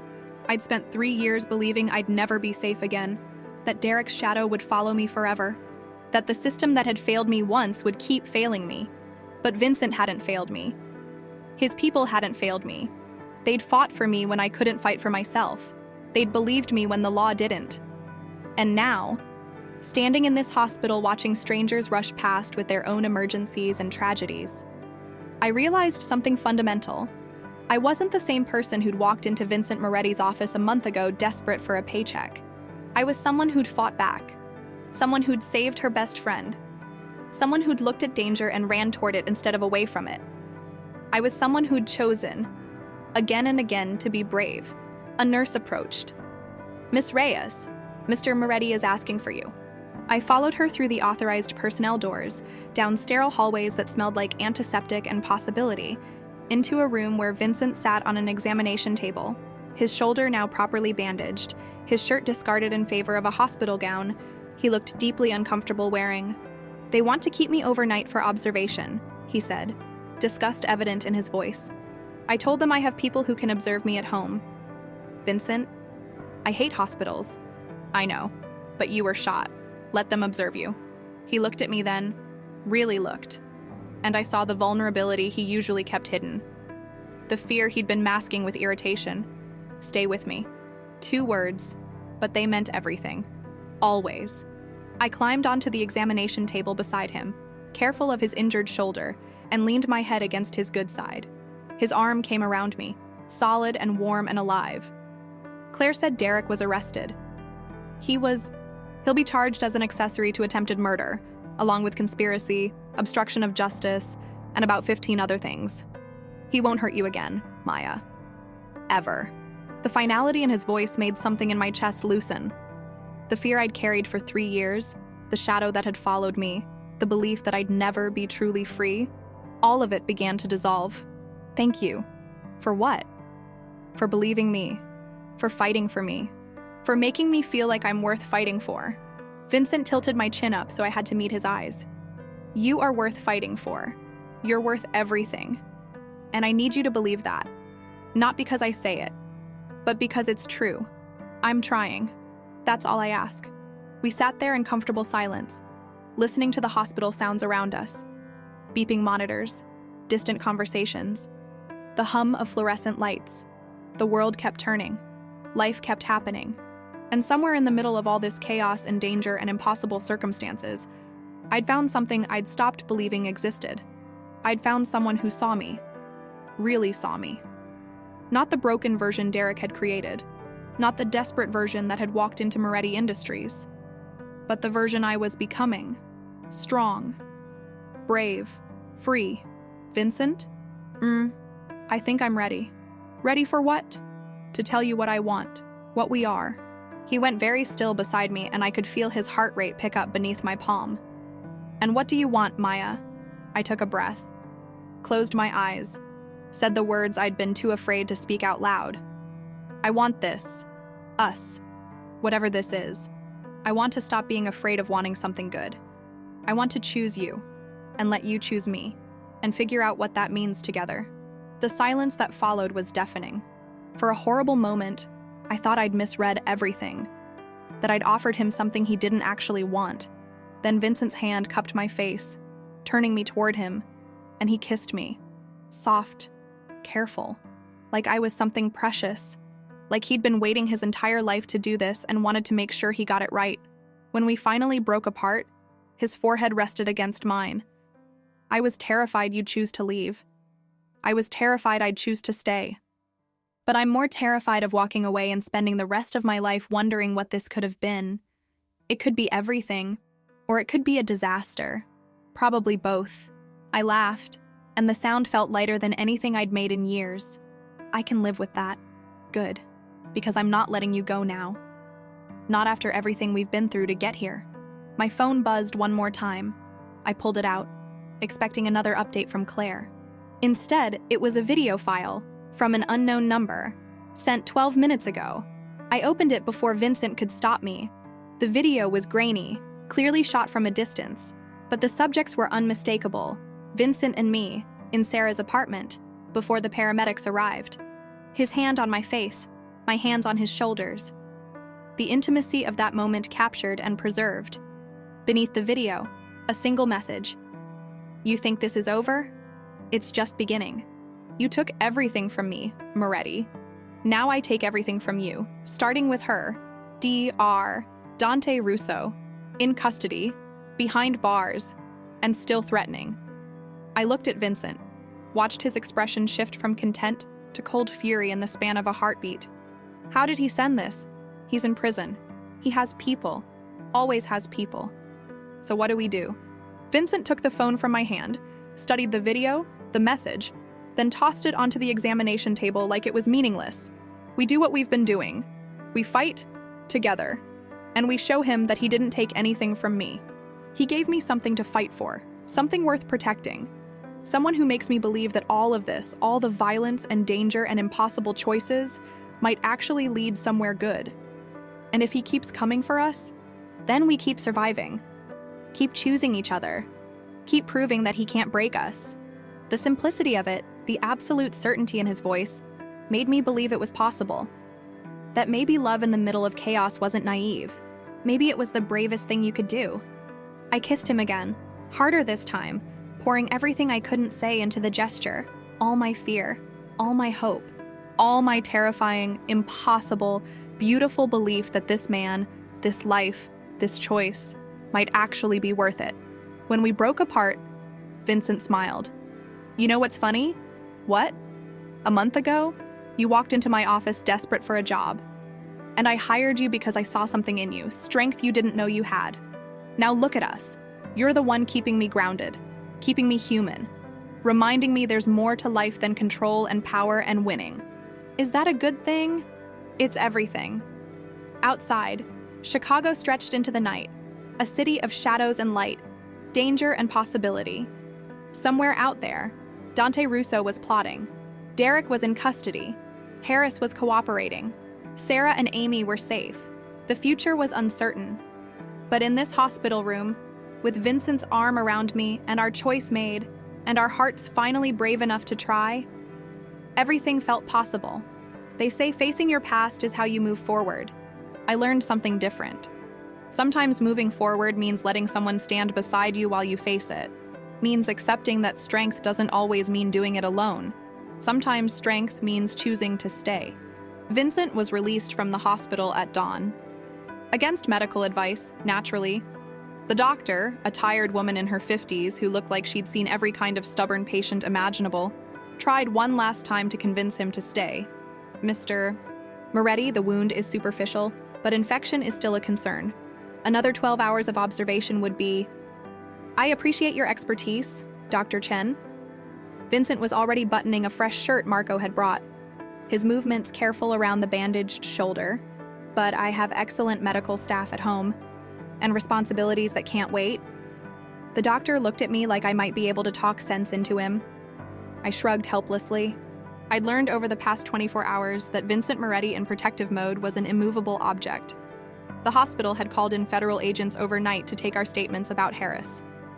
They'd questioned us separately for 3 hours each, recording everything, building their case. By the time they finished, the sun was starting to rise, painting the Chicago skyline in shades of gold and pink that felt too beautiful for how exhausted I was. At least let me prescribe antibiotics, Dr. Chen said, defeat evident in her voice. Of course. She scribbled something on a prescription pad, handed it to him with a look that said she'd done all she could. Change the dressing twice daily. No strenuous activity for at least a week. And if you develop fever, chills, or increased pain, I'll come back immediately. The doctor nodded, not believing him for a second, and left. Vincent turned to me. Ready to go home? Home. He said it so casually, like it was a settled fact that home meant the warehouse, meant his space, meant together. And maybe it was. Maybe somewhere between the hospital bed and the sunrise, we'd crossed a threshold that made those assumptions real. Yeah, I'm ready. Tommy drove us back through a city just waking up. Street cleaners, early commuters, people starting their ordinary days, completely unaware that last night, in an apartment building 3 miles from where they stood waiting for the bus, a corrupt detective had tried to kill someone and failed. The warehouse felt different when we walked in. Quieter somehow. Or maybe I was different. Maybe after everything we'd been through, nothing felt quite as dangerous as it had a week ago. Claire was waiting in the main room, laptop open, phone in hand, looking like she hadn't slept at all. Federal prosecutor wants to meet with Maya this afternoon, she said without preamble. They're building a case against Harris that goes back 7 years. Every case he buried, every piece of evidence he made disappear. Maya's assault charge against Derek Emerson is just the beginning. Can they compel her to testify? Vincent asked, shrugging off his jacket with a wince. Technically, yes. But they're hoping she'll cooperate voluntarily. Her testimony about Harris dropping her case would establish a pattern of corruption, make the whole house of cards collapse. I sat on the leather couch, suddenly aware of how bone-tired I was. What happens if I testify? Claire looked at me with something I hadn't seen before. Respect, maybe, or recognition. Derek goes to prison for a long time. Conspiracy to commit murder, obstruction of justice, witness intimidation. Harris loses his badge, his pension, his freedom. And you get to watch the system that failed you actually work for you. For once. The way she said it, for once, made me wonder what experiences had shaped Claire's worldview. What injustices she'd witnessed or survived that made her understand exactly what this meant. I'll do it. Maya, you don't have to decide right now. Vincent sat beside me, his good hand finding mine. You can take time to think about it. I don't need time. These men hurt me. They hurt other people. If my testimony stops them from hurting anyone else, then that's what I'm going to do. Vincent studied my face, and I watched something shift in his expression. Pride, but also concern. Testifying puts you in the public eye. Defense attorneys will try to discredit you, bring up your past, make you relive everything Derek did. I know. They'll say you're biased because you're with me, that you're just a vindictive ex-girlfriend seeking revenge. Let them say it. I know the truth. The jury will know the truth. That's enough. Claire closed her laptop. I'll set up the meeting for 2 p.m. That gives you time to rest and prepare. I'll be with you the entire time. Thank you. She nodded and left, pulling out her phone before she'd even reached the door, already handling the next crisis. Vincent and I sat in silence for a moment. Outside the windows, the city continued its morning routine. Inside, everything felt suspended, waiting. You should sleep, Vincent said finally. You've been awake for almost 30 hours. So have you. I'm used to it. That doesn't make it healthy. A ghost of a smile crossed his face. Are you trying to take care of me, Maya Reyes? Someone has to. You're terrible at it yourself. Fair point. He stood, offering me his good hand. I took it and let him pull me to my feet. We walked to the bedroom together, the same room I'd been staying in for the past week. But somehow it felt different now. Less like a temporary shelter and more like a space we shared. Vincent pulled back the covers with his good arm, then looked at me with an expression I couldn't quite read. Stay with me. It wasn't a demand. It was a question, an offering. A recognition that everything had changed between us and we were both still figuring out what that meant. Always. I climbed into bed still wearing my clothes from yesterday, jeans and Vincent's sweater that I'd borrowed at some point and never returned. He lay down beside me, careful of his shoulder, and I fit myself against his good side, my head resting on his chest, listening to the steady rhythm of his heartbeat. Maya? Thank you. For what? For staying. For choosing this. for being brave enough to testify even though it would be easier to walk away. I tilted my head to look at him. I'm not walking away. Not from this. Not from you. Not anymore. His arm tightened around me. Good. Because I meant what I said. You're worth fighting for? Worth everything. We fell asleep like that, tangled together, the morning light filtering through the windows, the city humming with life around us. And for the first time since this all began, I felt safe. Not because Vincent was protecting me, though he was, but because I'd learned to protect myself, to stand up, to fight back, to choose love even when it was terrifying. I woke to voices, angry voices, coming from the main room. Vincent was already awake beside me, his body tense, listening. He glanced at the clock. We'd slept for 3 hours. Stay here, he said, already moving toward the door. No, we do this together, remember? He looked back at me, and after a moment, nodded. We walked into the main room together. Marco was there, along with Dominic and Frank. And between them stood a man I'd never seen before. 50s, expensive suit, the kind of commanding presence that filled a room. Vincent. The man's voice was smooth, controlled, dangerous. We need to talk about your little crusade against Dante Russo. Vincent's expression went cold. Lorenzo. I wasn't expecting you until next week. Plans changed. When I heard you were at war with Dante, I thought it prudent to intervene before you destroyed everything we've built. Lorenzo. I remembered Vincent mentioning him once. The man who controlled the commission. The organized crime syndicate that supposedly kept peace between the various families in Chicago. I'm not at war with Dante. I'm protecting what's mine. Lorenzo's eyes found me for the first time, assessing, calculating. Ah. The girl. Yes, I've heard about her. Heard she's become quite the complication. Her name is Maya. And she's not a complication. She's the reason Dante and Harris are in custody instead of running free. That's exactly the problem. Lorenzo's voice sharpened. You involved federal prosecutors, created a paper trail, drew attention to operations that were supposed to remain invisible. Do you have any idea how many people are at risk because of your actions? Do you have any idea how many people Dante hurt? How many lives Harris destroyed? They broke the rules, Lorenzo. Not me. You broke the most important rule of all. You made this personal. You let emotions override strategy. You put this girl ahead of the organization. The way he said this girl, like I was an object, a distraction, something disposable, made my blood boil. I have a name, I said, stepping forward. And I'm standing right here. So if you're going to talk about me like I'm a problem, at least have the decency to say it to my face. Lorenzo looked surprised for about half a second. Then he smiled. It wasn't a kind smile. She has fire. I can see why you're infatuated, Vincent. But infatuation is temporary. The organization is permanent. And right now, you need to decide which one matters more.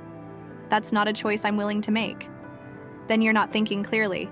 Lorenzo turned his full attention to Vincent now, his voice dropping into something that sounded almost paternal. I've known you since you were 15 years old. Watched you build your empire from nothing. You're brilliant, ruthless, exactly what this organization needs. But this girl is going to destroy you. Already has, in some ways. You shot a man in front of witnesses, involved federal authorities, made yourself vulnerable. And for what? A relationship that will end the moment she realizes what you really are? I know what he really is, I said. My voice was steady despite the anger coursing through me. I've seen him at his worst, seen the violence, seen the control, seen all the things you think would scare me away. And I'm still here, still choosing him, still believing he's more than just the monster you've all decided he has to be. The room went silent. Lorenzo studied me with new interest. You love him. I do. Even knowing what he's done, what he'll continue to do. Even then. Lorenzo turned back to Vincent. She's either very brave or very foolish. I haven't decided which. She's both. Vincent moved to stand beside me. A united front. And she's not going anywhere. So whatever problem you have with my methods, whatever concerns you have about federal attention, we handle them together. As a team, there is no team in our world, Vincent. There's only hierarchy, chain of command, and right now, you're operating outside of it. then maybe the hierarchy needs to change. The words hung in the air like a thrown gauntlet. Marco, Dominic, and Frank all tensed, hands drifting toward weapons. Lorenzo's expression remained neutral, but I saw his jaw tighten. That sounds dangerously close to a challenge. It's not a challenge. It's a statement of fact. The old ways aren't working anymore. Dante proved that when he went after Maya. Harris proved it when he corrupted the system for 30 pieces of silver. If we keep operating in the shadows, pretending we're invisible, we're just making it easier for people like them to destroy us from within. And your solution is what? Transparency? Working with federal prosecutors? Becoming legitimate? My solution is evolution, adapting to a world that's changing whether we like it or not. And part of that evolution means protecting people who can't protect themselves, means standing up to corruption even when it's inconvenient, means choosing principle over profit. Lorenzo laughed, but there was no humor in it. You sound like your father. Right before he got himself killed for those same principles. Vincent flinched. Just slightly. Just enough that I felt it. My father died because he trusted the wrong people. Because he believed in the system you're defending. I won't make the same mistake. No, you'll make different mistakes. Worse ones. And this girl will be the first casualty. That's enough. My voice cut through the tension. You don't get to stand here and threaten me. You don't get to pretend you care about Vincent's well-being when all you care about is control. I know men like you.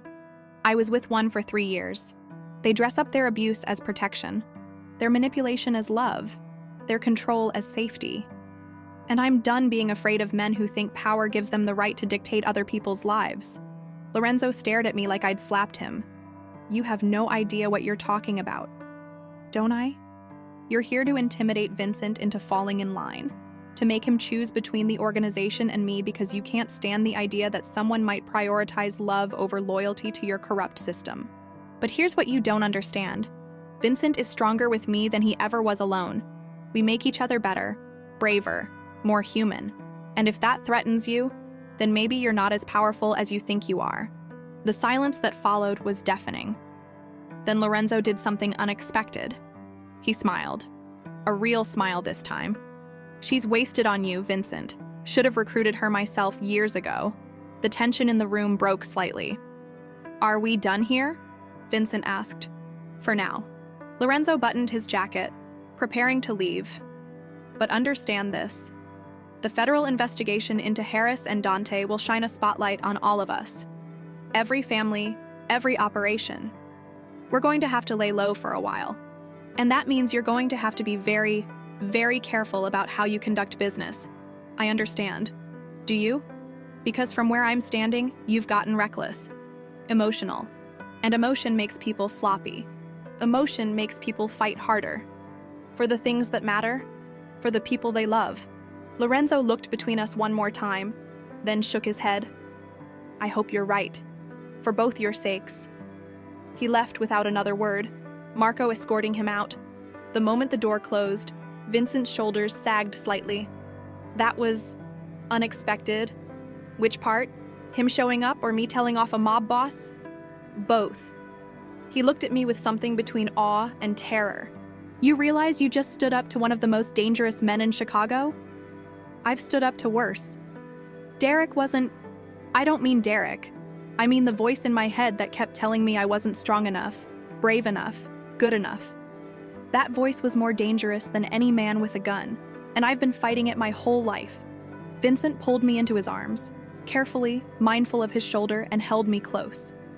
You're extraordinary. You know that. I'm just tired of being afraid. Then we'll be fearless together. Claire appeared in the doorway, tactful as always, waiting for us to finish our moment. The federal prosecutor is ready when you are. They've moved the meeting to a secure location downtown. More privacy. I took a deep breath. This was it. The moment I stopped being a victim and became a witness. Became someone who fought back not just for myself, but for everyone Harris and Derek had hurt. I'm ready. The meeting lasted 4 hours.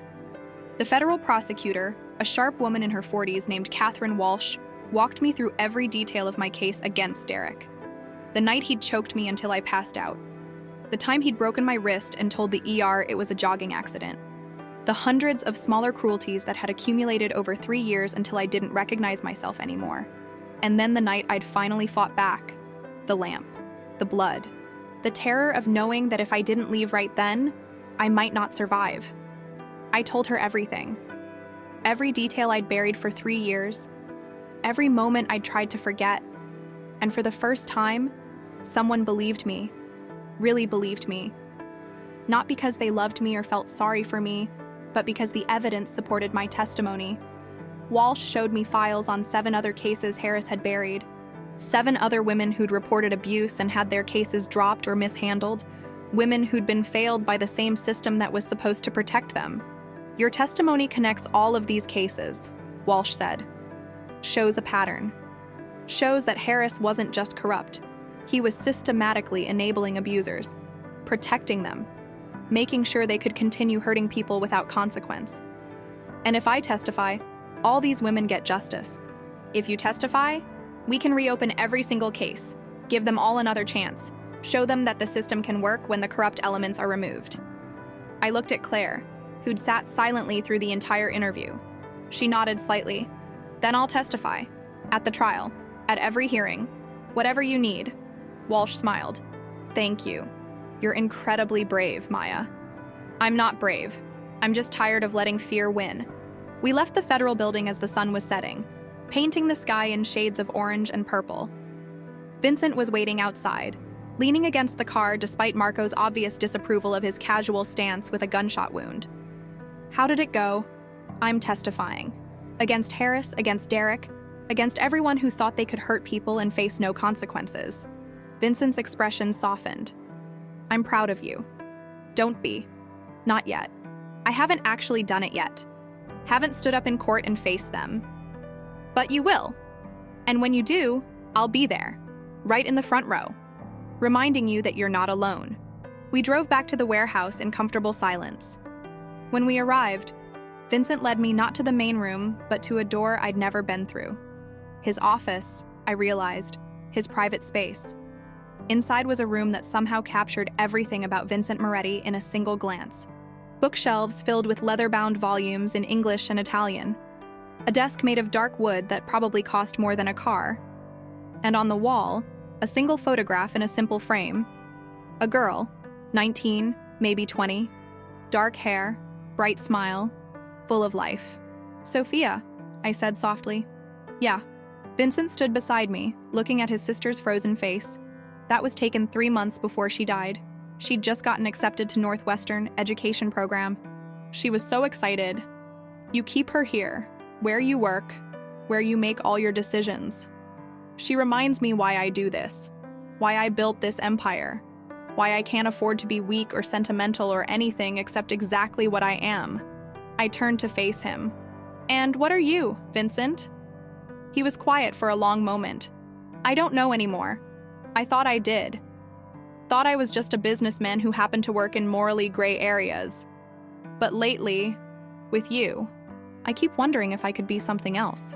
Someone better. You're already something better. You just can't see it yet. How do you know? Because someone who was just a monster wouldn't have saved me, wouldn't have protected Sarah, wouldn't have given me the choice to walk away even though it would have hurt you. Vincent pulled me close, his forehead resting against mine. What if I fail you? What if I can't keep you safe? What if... Then we fail together. And we figure it out. That's what partnership means, Vincent. It means not having to be perfect all the time. It means someone's there to catch you when you fall. I've never had that. You have it now. He kissed me then. Soft and desperate and full of all the things we couldn't say out loud. All the fear and hope and terrifying possibility of what we were building together. When we finally broke apart, his phone buzzed. He glanced at it, and his expression went stone cold. What is it? Dante. He posted bail. The words didn't make sense at first. How? He was charged with kidnapping, attempted murder. His family. Old money, old connections.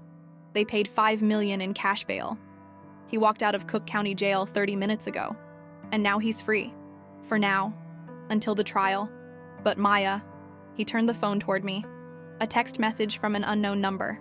The girl testifies. The girl dies. Tell her to think very carefully about her choices. D.R. I stared at the message, feeling the old fear try to creep back in. The fear that had kept me silent for so long. The fear that said I was too small, too weak, too broken to fight back. But then I looked at Vincent, at Sophia's picture on the wall, at everything we'd survived to get to this moment. Let him threaten me. I'm still testifying. Maya, this isn't... I know what this is.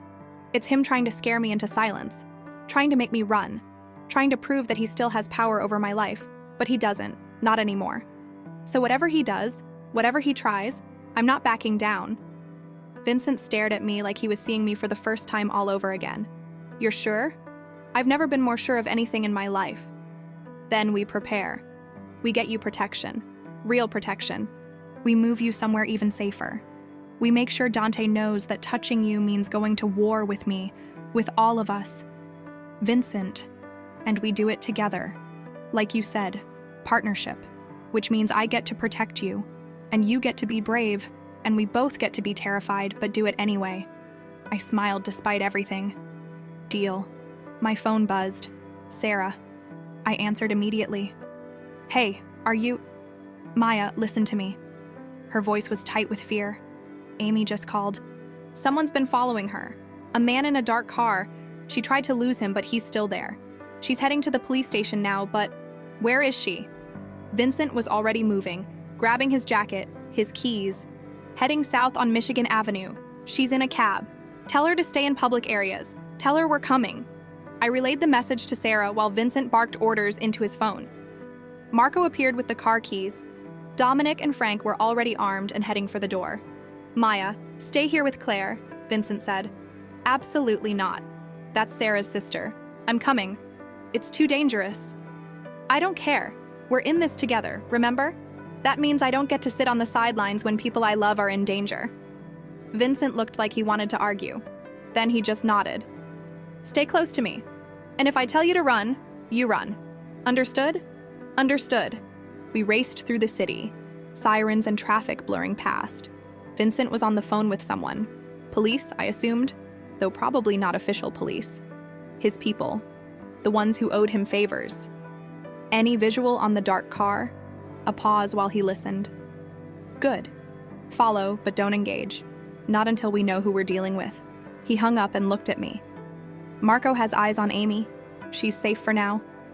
The car following her backed off when our people appeared. But this isn't random, Maya. This is Dante sending a message. That he can hurt anyone I care about. That he thinks he can... There's a difference. We found Amy outside the 2nd District Police Station, surrounded by Marco and 2 other men I didn't recognize. She looked terrified, but unharmed. I jumped out of the car before Vincent could stop me and pulled her into a hug. Are you okay? I think so. I don't know. He was just there, behind me, every turn I made, like he knew where I was going before I did. Vincent approached, his expression carefully controlled. Did you see his face? No. The windows were tinted. But Maya, she pulled out her phone and showed me a photo. Someone had slipped it under her coffee cup at the cafe where she'd stopped for lunch. The photo was of me and Sarah at the hospital. Recent. From 2 days ago, beneath it, written in red ink, tell your friend goodbye. My blood went cold. Vincent took the phone, studied the photo with professional detachment, then handed it to Marco. Run the metadata. Find out when and where this was taken. I want to know who's working for Dante. Every name, every connection. On it. Vincent turned to Amy. You're coming with us.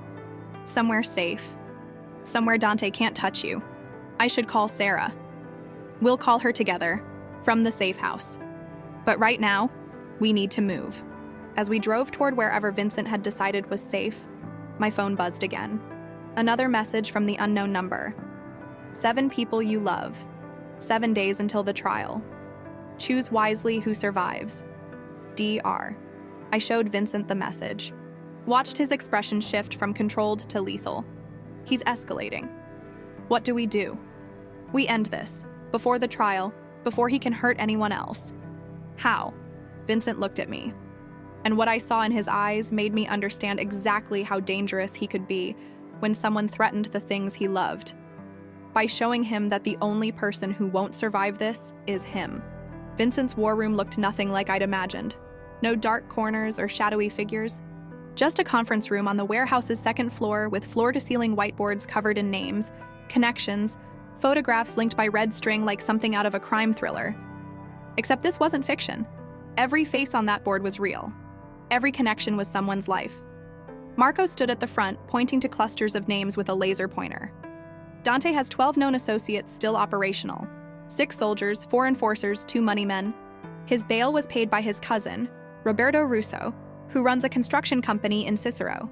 Roberto's clean on paper, but we know he's been laundering money for the family for 15 years. Vincent sat at the head of the table, his injured shoulder bandaged beneath a fresh shirt, studying the board with the intensity of a chess player analyzing his next 50 moves. I sat beside him, feeling simultaneously out of place and exactly where I needed to be. Claire tapped her laptop. Federal Prosecutor Walsh called. The trial date's been moved up. 2 weeks instead of 6. Judge wants this handled quickly given the media attention. 2 weeks. Vincent's jaw tightened. That's not enough time to neutralize all of Dante's people. Then we don't neutralize all of them. I heard myself say, we neutralize the ones that matter. Everyone turned to look at me. Explain, Vincent said, his tone curious rather than dismissive. I stood, walked to the board, studied the web of connections.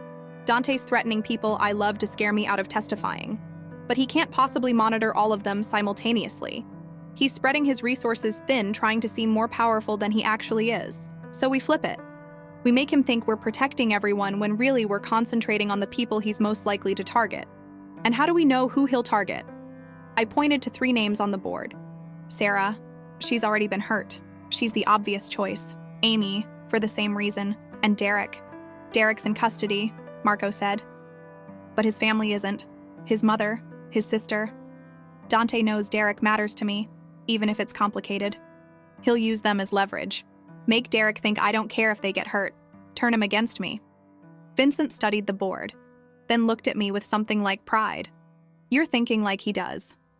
Understanding the psychology. I've spent enough time with dangerous men to know how they think. They always go for the thing that hurts most. The thing you can't protect because protecting it makes you vulnerable. So we don't protect it. We use it as bait. The words hung in the air. Everyone was looking at Vincent now, waiting for him to explain. We let Dante think he's succeeding. Let him think Sarah and Amy are exposed, vulnerable. And when he makes his move, we're ready. We catch him in the act. We get evidence that violates his bail. He goes back to prison, and this time, there's no bail, no walking free. You want to use my best friend as bait? My voice was sharper than I intended. I want to use the appearance of vulnerability to draw out our enemy. There's a difference. Sarah and Amy will be protected, better protected than they are now. But Dante won't know that. And if you're wrong, if he gets past your people, then I'll do what I always do, whatever it takes to keep them safe. The certainty in his voice should have reassured me. Instead, it reminded me of how much Vincent was willing to sacrifice for this. For me. How much blood he'd already shed in my name. There has to be another way. There isn't. Not one that guarantees your safety and theirs. I looked at the board again. At all those faces. All those lives connected to Dante Russo's web of violence and corruption. And I realized something that made my stomach twist. He's not going to stop. Even if he goes back to prison. Even if we win at trial. He'll keep coming. From behind bars, through his family, through people we haven't even identified yet. This doesn't end until one of you is dead. The silence that followed was deafening. No, Vincent said quietly. It ends when he understands that touching you costs more than it's worth. When hurting the people you love becomes so expensive, so destructive to his remaining empire, that even from prison he'll have to accept defeat. That's not how revenge works. Revenge doesn't care about cost. It only cares about inflicting pain. Then we inflict more pain than he can survive. The coldness in Vincent's voice sent a chill down my spine. This was the side of him I'd been trying not to see. The part that didn't just protect, it destroyed. Completely, thoroughly, without mercy. Vincent, I need you to trust me, Maya. I know what I'm doing. I've been doing this since I was 19 years old. Since the day I took over my father's business and swore no one would ever hurt my family again. But they did. They killed Sophia. The words came out before I could stop them. Vincent's expression went blank, and I immediately regretted saying it. I'm sorry. I shouldn't have. You're right. He stood, walked to the window overlooking the warehouse floor below. They did kill her, because I wasn't ruthless enough. I tried to play by rules that my enemies didn't follow. I tried to be better than them. And my sister paid the price. He turned back to face me, and what I saw in his eyes made my heart ache. I won't make that mistake again. Not with you, not with anyone you love. So yes, I'm going to be ruthless. I'm going to do things that will make you question whether I'm one of the good guys. But I'm going to keep you alive. And sometimes that's the only thing that matters. I crossed the room, stood in front of him, made him look at me. Being ruthless didn't save Sophia. It won't save me either. What saves people is making them stronger, teaching them to fight, giving them choices instead of taking them away. I'm giving you a choice right now. Walk away. Disappear. Let me handle this without worrying about you. That's not a choice. That's abandonment. It's survival. It's cowardice. The word landed between us like a slap. Vincent's eyes flashed with something dangerous. You think I'm a coward? I think you're terrified. I think losing Sophia broke something in you that never healed. And now you're so afraid of losing someone else that you'd rather push me away than risk letting me stay and getting hurt. That's not... It is. You're not protecting me, Vincent. You're protecting yourself. From the guilt. From the pain. From having to face what it means to actually love someone in this world you've built. The silence stretched between us. Behind us, I could hear Marco and Claire quietly leaving the room, giving us privacy. Vincent's hands clenched into fists at his sides. What do you want from me, Maya? You want me to be softer? Gentler? To pretend that kindness will keep you safe when I know that it won't. I want you to trust me. To believe that I'm strong enough to stand beside you instead of behind you. To let me make my own choices even when those choices terrify you. Your choices got you kidnapped. Got Sarah hurt. Got Amy followed. How am I supposed to trust that? The accusation stung because part of it was true. My impulsive decision to go to Dante alone had nearly gotten people killed. You're right. I made mistakes. Big ones. But I also saved Sarah. I also stood up to Dante. I also testified to federal prosecutors even though it put a target on my back. I'm not helpless, Vincent. I'm learning, growing, becoming someone who can survive in your world. But I can't do that if you keep treating me like I'm made of glass. You're not made of glass. You're made of fire. That's what scares me. Fire doesn't care about consequences. It just burns. Then let me burn. Let me be angry and reckless and imperfect. Let me make mistakes and learn from them. Let me be human instead of some fragile thing you have to keep on a shelf. Vincent stared at me for a long moment. Then, without warning, he kissed me. Hard, desperate, like he was trying to consume all my fire and make it his own. When we broke apart, we were both breathing hard. I don't know how to do this, he said, his forehead pressed against mine.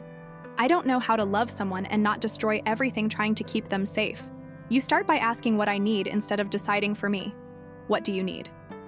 I need you to let me help. Really help. Not just sit in safe houses while you handle everything. I need to be part of the plan, part of the solution. Because this is my life too, Vincent. My testimony, my choice to stay. And I deserve to have a say in how we protect the people I love. He pulled back slightly, studied my face. You want to be part of the operation? Yes. Even knowing it could get you killed. Even then. You're insane. Maybe. Or maybe I'm just tired of being afraid. Tired of letting men make decisions about my life. Tired of surviving instead of living. Vincent was quiet for so long I thought he might refuse. Then he took my hand and led me back to the conference table. Marco, Claire, get back in here. They reappeared within seconds, probably having been listening from just outside the door. We're changing the plan, Vincent said. Maya's part of the operational team now. She has a voice in every decision. If she's uncomfortable with something, we adjust. Are we clear? Marco looked surprised, but nodded. Claire's expression was harder to read. Assessment, maybe, or respect. Are you sure about this? Claire asked. No offense, Maya, but you have no training. No experience with tactical operations. Then train me. I looked at Vincent. You said I'm made of fire. Let me prove it. What followed was the most intense 72 hours of my life. Marco taught me basic self-defense, not the simple elbow strikes Vincent had shown me, but real combat training. How to break a grip, how to use someone's weight against them, how to know when to fight and when to run. Dominic taught me about surveillance, how to spot a tail, how to use reflections and shadows to see behind you without turning around, how to memorize faces and license plates in seconds.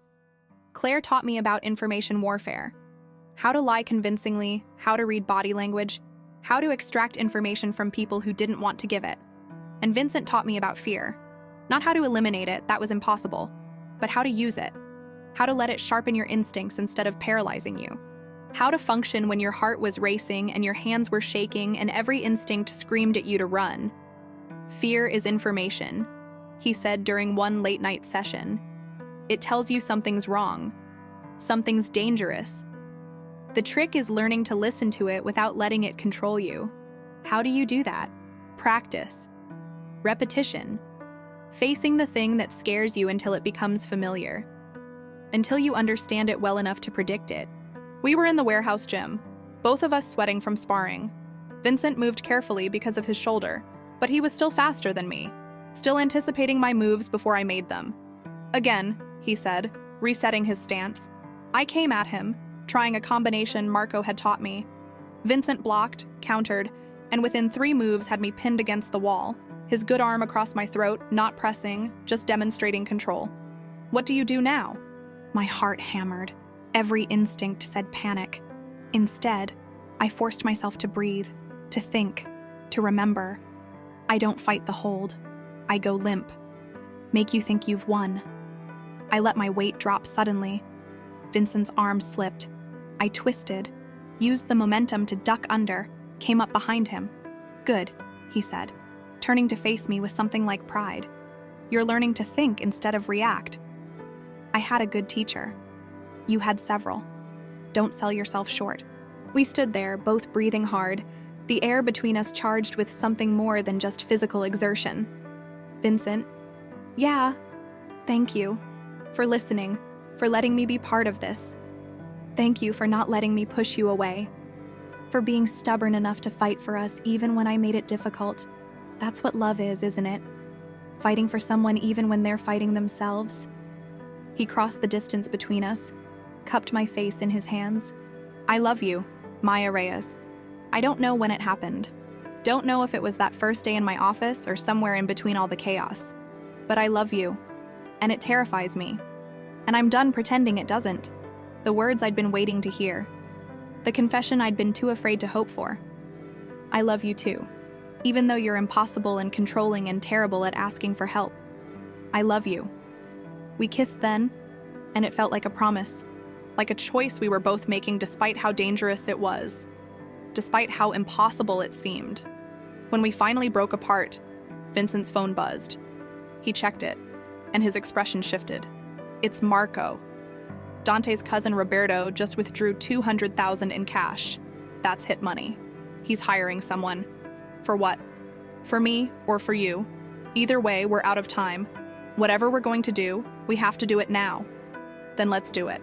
We gathered the team back in the conference room. Marco had updated the board with new information. Roberto's bank records, phone logs, known associates. We have 2 options, Vincent said. We can bunker down, go completely defensive, wait for them to make a move, or we can be proactive, force their hand before they're ready. How do we force their hand? I asked. We give Dante exactly what he wants. You, exposed, vulnerable, alone. My stomach dropped. You want me to be bait. I want us to control the narrative. Right now, Dante thinks he's hunting you. We flip it. Make him think he's succeeded, that you've left my protection, that you're scared and alone and easy to grab. And when he comes for me, we're ready. Everyone's ready. We take him and whoever he sends, we get evidence. We end this. I looked around the table. Marco nodded. Claire looked concerned but didn't object. Dominic and Frank waited for my decision. What's the plan? Vincent pulled up a map on the laptop. You'll be at Navy Pier tomorrow night. Public place. Lots of witnesses, lots of cameras. You'll look like you're trying to disappear into the crowd. We'll leak your location through channels we know Dante monitors. And you'll have people there. Everywhere. You won't be able to see them, but they'll be watching. The moment anyone makes a move, we close in. What if they don't make a move? What if they see through it? Then we've lost nothing except time. But Maya, you need to understand. If they do make a move, if they try to grab you, there will be violence. People will get hurt, maybe killed, and you'll be in the middle of it. I understand. Do you? Because once this starts, there's no stopping it. No calling it off.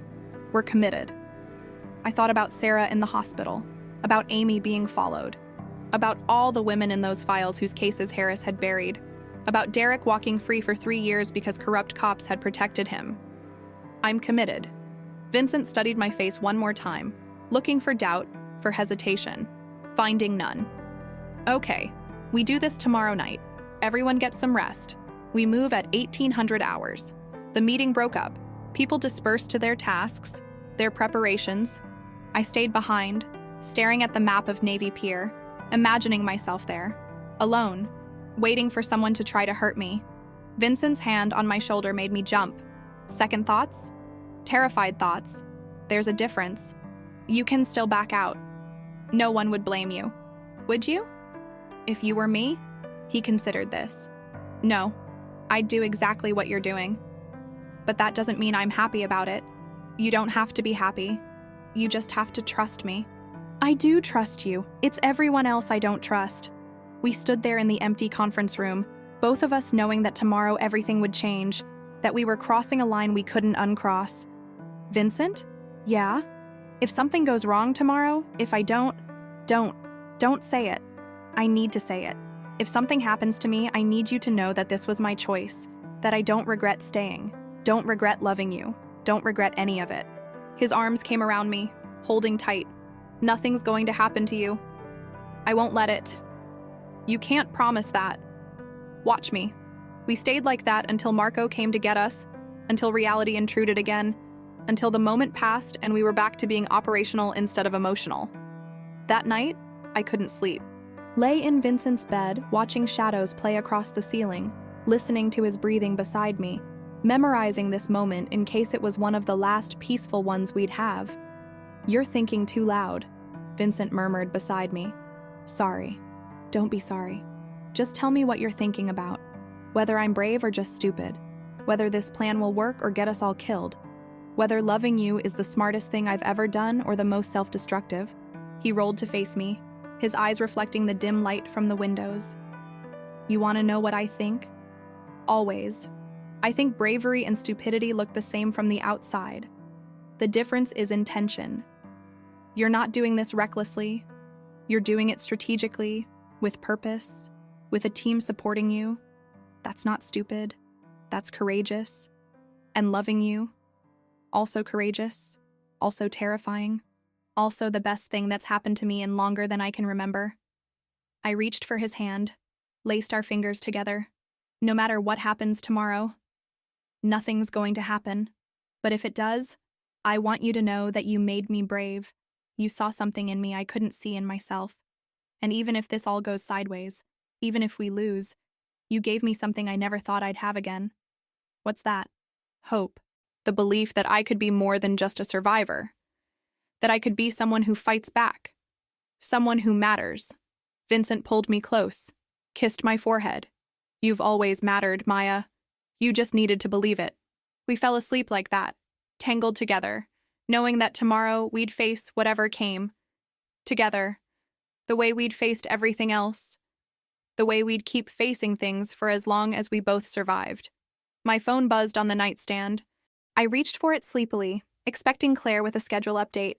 Instead, it was a video message. From Dante.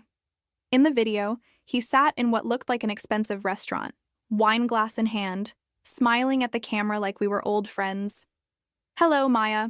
I know you're planning something. Know you think you're being clever. But here's the thing about traps. They work both ways. Tomorrow night at Navy Pier, we'll see who's really the predator and who's really the prey. Sleep well. D.R. The video ended. Vincent was already awake beside me, his expression lethal. He knows. How could he know? We just decided this 6 hours ago. Vincent grabbed his phone, started making calls. Within minutes, the warehouse was alive with activity. Everyone back in the conference room. Emergency protocols. We have a leak, Marco said grimly. Someone fed him information. Or he's bluffing, Claire countered, trying to make us paranoid, making us second-guess ourselves. Either way, the plan's compromised, Dominic said. We need to abort. All eyes turned to me, waiting for my decision. I looked at the video still frozen on my phone. Dante's smug smile, his certainty that he'd won before the game even started. We don't abort.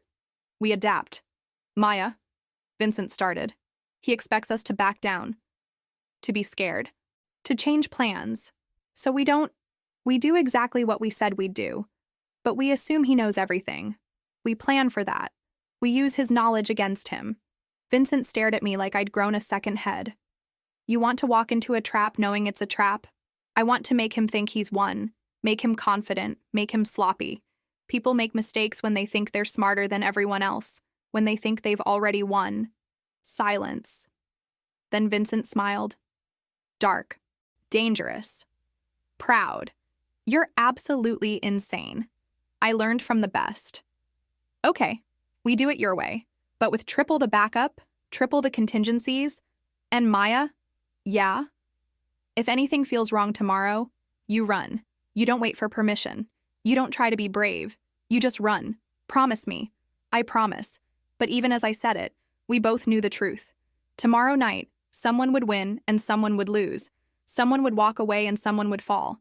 And neither of us could guarantee which one of us it would be. Navy Pier at sunset was beautiful in a way that made my chest ache.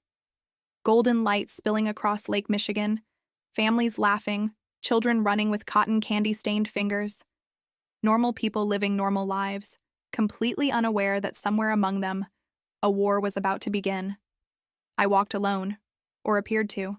Vincent's people were everywhere, invisible threads in a web I couldn't see but knew was there.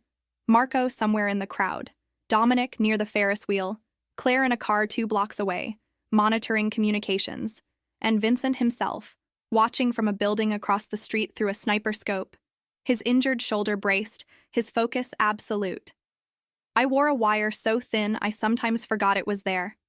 Every breath I took, every word I spoke, they heard. Target acquired, Marco's voice crackled in my nearly invisible earpiece. 2 men, 3 o'clock, moving your direction. I didn't turn, didn't react, just kept walking toward the pier's end like someone trying to disappear into the crowd, like someone scared and alone. My phone buzzed. Dante, keep walking. Don't stop until you reach the last bench. I typed back, where's the guarantee you'll leave Sarah and Amy alone? You'll have to trust me.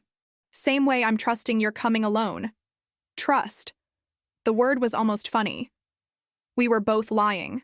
Both bringing armies to what was supposed to be a private meeting. Both convinced we were smarter than the other. Maya, Vincent's voice in my ear, low and steady. 2 more men just entered from the north entrance. That's 4 we've identified so far. Stay alert. I reached the last bench and sat. The lake stretched before me, endless and dark. Behind me, I could hear footsteps, multiple sets, moving closer.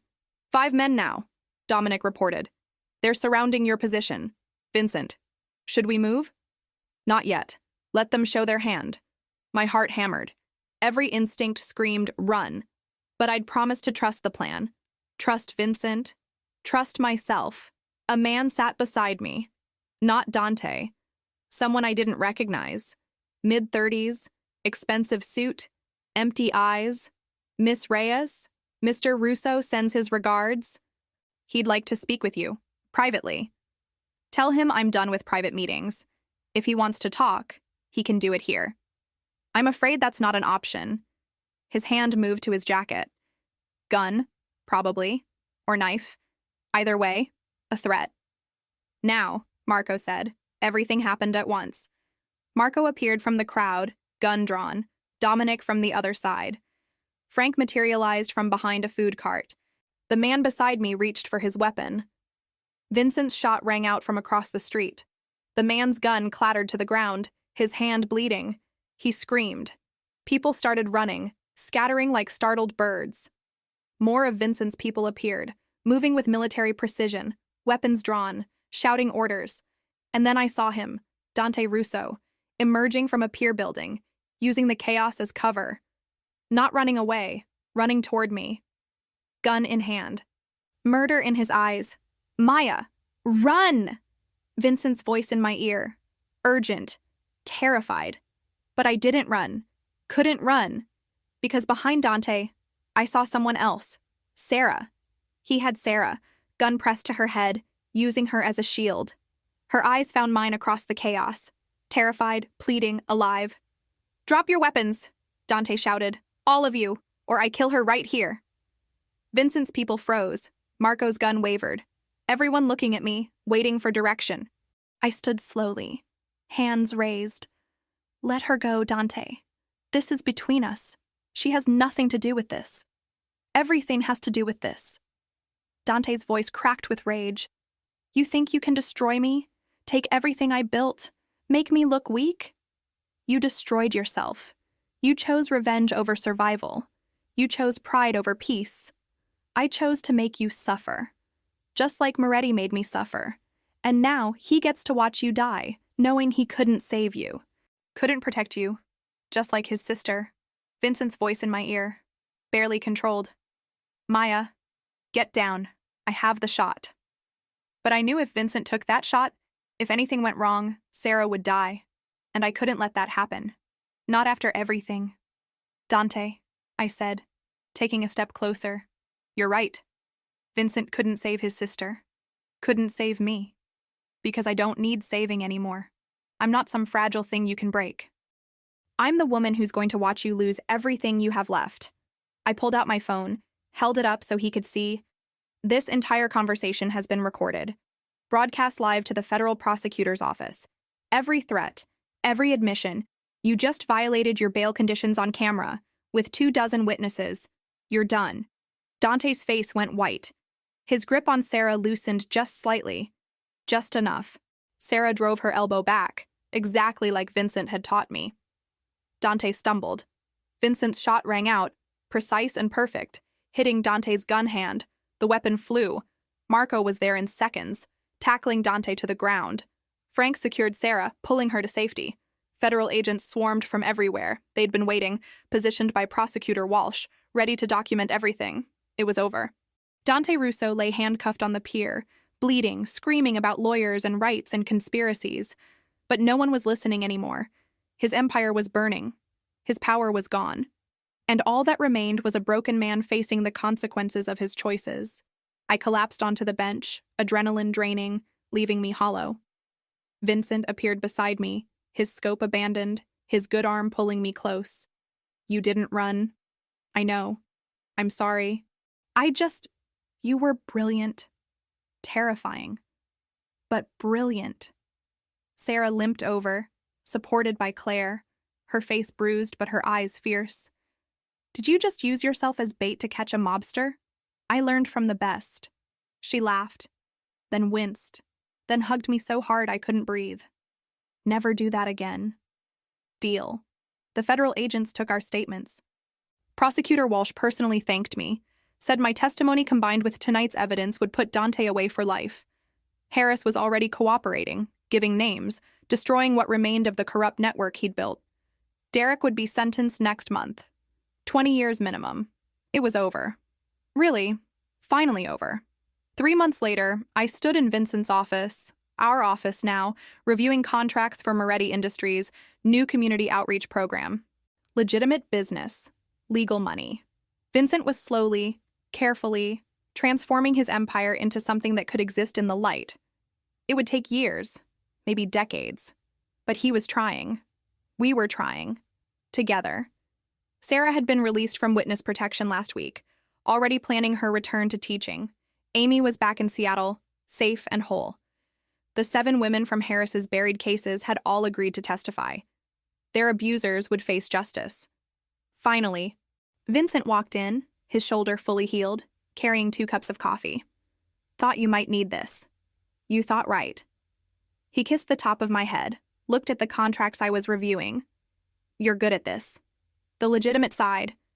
Years of administrative assistant experience. Who knew it would be useful? I knew. From the moment you walked into my office and looked at me like you could see past all the walls I'd built. I turned to face him.